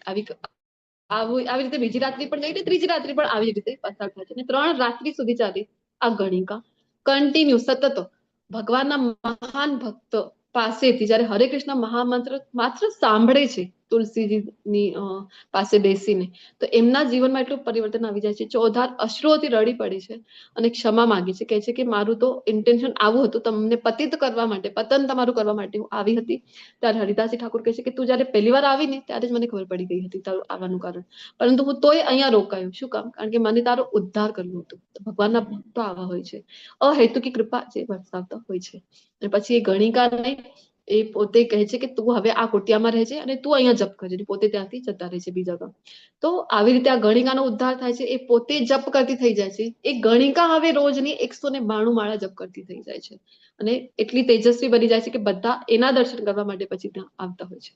તો ભગવાનના ભક્તો આવા હોય છે, સમાધિમાં નિમગ્ન છે, પોતાની અંદર જ એમને પરમાત્માના દર્શન છે એ થઈ જાય છે. તો બુદ્ધિશાળી મનુષ્ય છે એ ક્યારે પણ વિશેષ સુખમાં લિપ્ત થતા નથી. શું કામ? કારણ કે જાણે છે યે સંસ્પર્શ જા ભોગા દુઃખયો ન એવતે આદ્યંત અંત કૌંતેય ન તેષુ રમતે બુધ. એ જાણે છે કે જે ભૌતિક સુખ છે એ કેવું છે, જેનો આદ્ય પણ છે અને અંત પણ છે, શરૂઆત પણ છે અને અંત પણ છે, માત્ર ક્ષણભરનું એ સુખ છે. તો શું કામ? અને એ આપણા શરૂઆતમાં તો સુખ આપે છે, પરંતુ અંતમાં એ જ દુઃખયોનય એવતે દુઃખનું કારણ બની જાય છે. તો એમાં વધારે રસ લેતા નથી. કોણ? જે બુદ્ધિશાળી મનુષ્ય છે, જે ભક્ત છે, એ વધારે રસ લેતા નથી. અહીંયા ઘણા બધા ઉદાહરણો આપેલા છે. માછલી છે, માછલી માટે સેન્ડવિચ નો ટુકડો મૂકી દો પાણીમાં, કાંટામાં લગાવીને, અને માછલીને લાગે છે કે આજ તમારી પાર્ટી થઈ ગઈ, સેન્ડવિચ મળી ગયું ખાવા માટે. જેમ ખાવા માટે જાય છે માછલી, તરત જ કાંટામાં ફસાઈ જાય અને બીજા કોઈના પ્લેટમાં એનું ભોજન, એની સેન્ડવિચ પોતે બની જાય છે. તો કારણ કે આવી જ રીતે ફસાવી છે. ઇન્દ્રિય સુખ છે એ શરૂઆતમાં તો લાગે આનંદ છે, પરંતુ અંતમાં તો ફસાવી દે છે. ભ્રમર છે, ભ્રમર કેટલો આકર્ષાય છે કમળના પુષ્પ તરફે અને એટલો આકર્ષિત થઈ જાય છે કે એની અંદર એ જઈને બેસી જાય છે. એનું જે મધુર રસ છે એ એનું આનંદ માણવા માટે. અને જયારે કમલ બંધ થઈ જાય તો એની અંદર જ શ્વાસ ઘૂટીને એનું છે એ મૃત્યુ અંતમાં થઈ જાય છે. જે આપણે જોઈએ લાઈટના જે કીડાઓ હોય છે, દિવાળીના પહેલા જે આવતા હોય છે લાઈટના કીડાઓ, કે અગ્નિ જોઈને, લાઈટ જોઈને કેટલા અટ્રેક્ટ થઈ જાય કે અરે વાહ કેટલી સુંદર છે, દૂરથી આટલી સુંદર છે, નજીક જઈને તો કેટલી સુંદર છે. આમ કરતા કરતા અગ્નિની સમીપ જાય ને અંતમાં શું થાય છે? અંતમાં મૃત્યુ થઈ જાય છે. તો આવી રીતે વિશેષ સુખો એવા હોય છે કે શરૂઆતમાં લાગે છે કે ખૂબ આનંદ છે, પરંતુ અંતમાં ફસાવી દે છે. એટલે બુદ્ધિશાળી મનુષ્ય જે ભગવાન કહે છે કે એમાં વધારે કઈ રસ લેતા નથી. જો વર્તમાન શરીરનો ત્યાગ કરતા પહેલા કોઈ મનુષ્ય ભૌતિક ઇન્દ્રિયોના આવેગોને સહન કરી શકે તથા વાસનાના અને ક્રોધના વેગને રોકી શકે તો તે યોગી છે અને તે આ જગતમાં સુખી હોય છે. તો ક્યારે કરવું જોઈએ આપણે આ જે ભક્તિમય સેવાઓ છે? તો ભગવાન કહે છે આ શરીરનો ત્યાગ કરવો એની પહેલા શરૂઆત કરી દેવી જોઈએ તમારે. તો જે મનુષ્ય અંતર થકી સુખી છે, સક્રિય છે તથા અંતરમાં આનંદ અનુભવનારો છે અને જેનું લક્ષ્ય અંતર્મુખી છે, તે જ વાસ્તવમાં પૂર્ણ યોગી છે. તે પરબ્રહ્મમાં મુક્તિ પામે છે અને અંતે બ્રહ્મને પામે છે. બધાને ઈચ્છા છે ને કે બ્રહ્મની પ્રાપ્તિ થઈ જાય, ભગવત પ્રાપ્તિ થઈ જાય. ક્યારે થશે એ? તો તમે જયારે પોતાની અંદર જ ભગવાનના દર્શન કરી શકો છો ત્યારે જ પરમ શાંતિને પ્રાપ્ત કરી શકો. હજી શાંતિ જો પ્રાપ્ત કરવી છે તો એનો એક સૂત્ર અહીંયા આપેલું છે આજના અધ્યાયના છેલ્લા શ્લોકમાં. એને શાંતિ સૂત્ર તરીકે પણ ઓળખવામાં આવે છે, પીસ ફોર્મ્યુલા જેને ઇંગ્લિશમાં કહે છે. કયું છે? તો સવારથી સાંજથી આપણને ને મને શાંતિ જોઈએ છે, મગજની શાંતિ જોઈએ છે, પરંતુ મળતી નથી. શું કામ? કારણ કે જીવન જે મુજબનું છે આપણું. તો અહીંયા ભગવાન આપણને જણાવે છે કે શાંતિ તમને ક્યારે મળશે? જ્યારે તમે જાણી લેશો. શું જાણવાનું છે? ભોક્તારમ યજ્ઞ તપસા સર્વલોક મહેશ્વરમ સુહૃદમ સર્વભૂતાનામ જ્ઞાત્વા મામ શાંતિ મૃચ્છતિ. ક્યારે શાંતિ મળશે? જ્યારે તમે જાણી લો. શું જાણવાનું છે? કે મને જ સમસ્ત યજ્ઞો તથા તપશ્ચર્યાઓનો પરમ ભોક્તા કૃષ્ણ છે એ પરમ ભોક્તા છે, હું નથી. આપણે ભોગતા નથી. આપણને લાગે કે હું પણ તો ભોગતા છું. આપણે તો તમે એક નાનકડું ઉદાહરણ લઈએ કે તમારી ફેવરેટ કોઈ મીઠાઈ છે, ધારી લો કે ગુલાબજામુન છે. ગુલાબજામુન તમારી સમક્ષ છે તો કેટલા ખાઈ શકો? કાજુ કતલી છે કેટલી ખાઈ શકો? 2, 4, 6, કોઈ કે 10 ખાઈ શકો. 10 ખાઈ લો, કોઈ કે 15 ખાઈ લઈએ. 15 ખાઈ લો, પછી કોઈ તમને આપે તો એ જ સમય એ જ જગ્યાએ તો આપણને ઉલટી આવી જાય. આવી આપણી સ્થિતિ છે. તો આપણે ભોગતા નથી. પરમ ભોગતા કોણ છે? કૃષ્ણ છે. તો મળેલું છે તો એ કૃષ્ણને જ પહેલા આપણે અર્પણ કરવું જોઈએ, કારણ કે પરમ ભોક્તા એ છે. બીજા અધ્યાયમાં જયારે તમે જોયું તો યાજ્ઞિક બ્રાહ્મણોની પત્નીઓના ઉદાહરણ જોયા ત્યારે જોયું ને કૃષ્ણ બલરામને ભૂખ લાગી હતી તો બ્રાહ્મણો આપવા તમને અમે આપી દઈએ જે ભોજન પ્રસાદ છે એ, પરંતુ એમની પત્નીઓ પતિના આદેશના વિરુદ્ધ જઈને કૃષ્ણ બલરામ માટે બધું જ સામગ્રી આપી દે છે. તો પછી લાસ્ટમાં આપણે જોઈએ છે ને કે એમના પતિઓ પણ એમની ક્ષમા માંગી છે, કે છે કે ના, અમે તો માત્ર વૈદિક જ્ઞાન જ્ઞાનતા છીએ, પરંતુ તમે તો ભક્તિમાં ઉન્નત છો, તમે તો જાણો છો કે પરમ ભોક્તા તો આ કૃષ્ણ બલરામ જ છે, કૃષ્ણ છે. તો કૃષ્ણ છે પરમ ભોક્તા છે અને સમસ્ત ગ્રહોના સ્વામી છે. તો અહીંયા કહી રહ્યા છે કે સર્વલોક મહેશ્વરમ, તો આ સર્વલોક કયા છે એ જાણવા માટે આપણે શરૂઆતમાં જ ગોલોક ચાર્ટ ભણી ગયા છીએ. 14 લોક જોઈ લીધા, એક બ્રહ્માંડની રચના જોઈ, એવા તો અસંખ્ય બ્રહ્માંડો છે, આપણે તો માત્ર એક બ્રહ્માંડની રચના ત્યાં જોઈ છે. તો અને ભગવાન આગળ કહે છે કે સુરિદમ સર્વભૂતાનામ. આપણને લાગે કે આ મારો ફ્રેન્ડ છે, પેલો મારો ફ્રેન્ડ છે, પરંતુ બેસ્ટ ફ્રેન્ડ કોણ છે આપણો? તો બેસ્ટ ફ્રેન્ડ બધાના જે આપણું બધાનું જે ભલું ઈચ્છે છે, શુભેચ્છક છે, એવા મિત્ર કોણ છે? કૃષ્ણ કહે છે કે આવો મિત્ર તો હું છું તમારો. કૃષ્ણને સખા બનાવી લો. પછી જો આપણી સાથે કોઈ પણ આપણે આ જે જીવન છે, જે ભવસાગર છે, જે એટલું આપણને દુઃખપ્રદ લાગી રહ્યું છે, એ આ જીવનમાં પણ જે આપણે સુખપૂર્વક રહી શકાય છે ક્યારે? જ્યારે કૃષ્ણને આપણે આપણો સખા માની લઈએ ત્યારે, કૃષ્ણનો હાથ આપણે પકડી લઈએ ત્યારે. તો આવું જયારે તમે જાણી લો છો ત્યારે તમને પરમ શાંતિ છે એ મળી શકે છે. તો આની સાથે જો અહીંયા ભગવાનના સખાઓ છે, ભગવાન સાથે કેવી લીલાઓ કરી રહ્યા છે, તો કૃષ્ણને સખા માનીને તો જો આપણે તો કૃષ્ણને આપણી પૂજા કેવી છે, 5-10 મિનિટ ત્યાં જવાનું, ટીન ટીન ટીન ઘંટી વગાડી દેવી, અગરબત્તી ફરાવી દઈએ, એમાં પણ ધ્યાન આપણું ક્યાં હોય છે? ટિફિન બન્યું કે નહીં? ટીંગ ટીંગ ટીંગ ટીંગ ટીંગ. સુખ સંપત્તિ ઘર આવે, કષ્ટ મીટે તન કા, જય જગદીશ હરે. આપણે જ બધું પોતાને જ જોઈતું હોય છે, બસ મારું ભલું થઈ જાય, એવી તો આપણી પૂજા છે કે 2 મિનિટની પૂજા, એમાં પણ 10 જગ્યાએ તો ધ્યાન ભટકે આપણું. તો આપણે કરવું શું છે? તો આપણે અકર્મ જોઈ ગયા છીએ. તો સવારથી સાંજ સુધી જે કંઈ પણ કરી રહ્યા છે કૃષ્ણની મધ્યમાં લઈ આવો. કૃષ્ણને તમે બધું સોંપી દો ને. જો કૃષ્ણને આપણે સોંપી દઈએ ને તો પછી આપણી ચિંતા આપણી રહેતી જ નથી. નરસિંહ મહેતા શું કર્યું હતું? કૃષ્ણ ઉપર બધું સોંપી દીધું છે. તો એમના પુત્રનો પુત્રીને ત્યાં મામેરો હોય કે પુત્રની જાન લઈને જવાનું હોય, કોને ટેન્શન છે? હવે ચિંતા કોને છે? નરસિંહ મહેતા તો મસ્ત પોતાના કીર્તનમાં મગન છે. હવે ચિંતા કોની થઈ ગઈ? એ કૃષ્ણની. કૃષ્ણ એની ચિંતા કરે પોતાના આવા ભક્તોની, અને પોતે બધું છે એ સંભાળી લે છે. આપણે પણ કૃષ્ણ ઉપર છોડી દેવાનું, કૃષ્ણને સખા બનાવી દેવાનું. કૃષ્ણ આવે છે, અનેકો ભક્તોના ઉદાહરણ છે. આજે લેટ થઈ ગયું છે, મારે ભક્તોના ખૂબ સુંદર સુંદર પ્રસંગો લેવાના હતા, પરંતુ આજે થોડોક મારી તરફથી પણ બેકગ્રાઉન્ડ નોઈસ હતો, એના કારણે લઈ શકી નહીં. આવતા અધ્યાયમાં જરૂરથી આપણે લઈએ.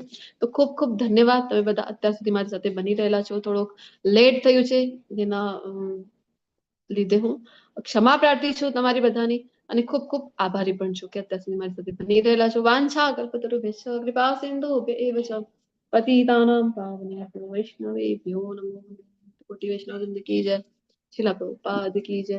હરે કૃષ્ણ કૃષ્ણ કૃષ્ણ હરે હરે, હરે રામ રામ રામ હરે હરે.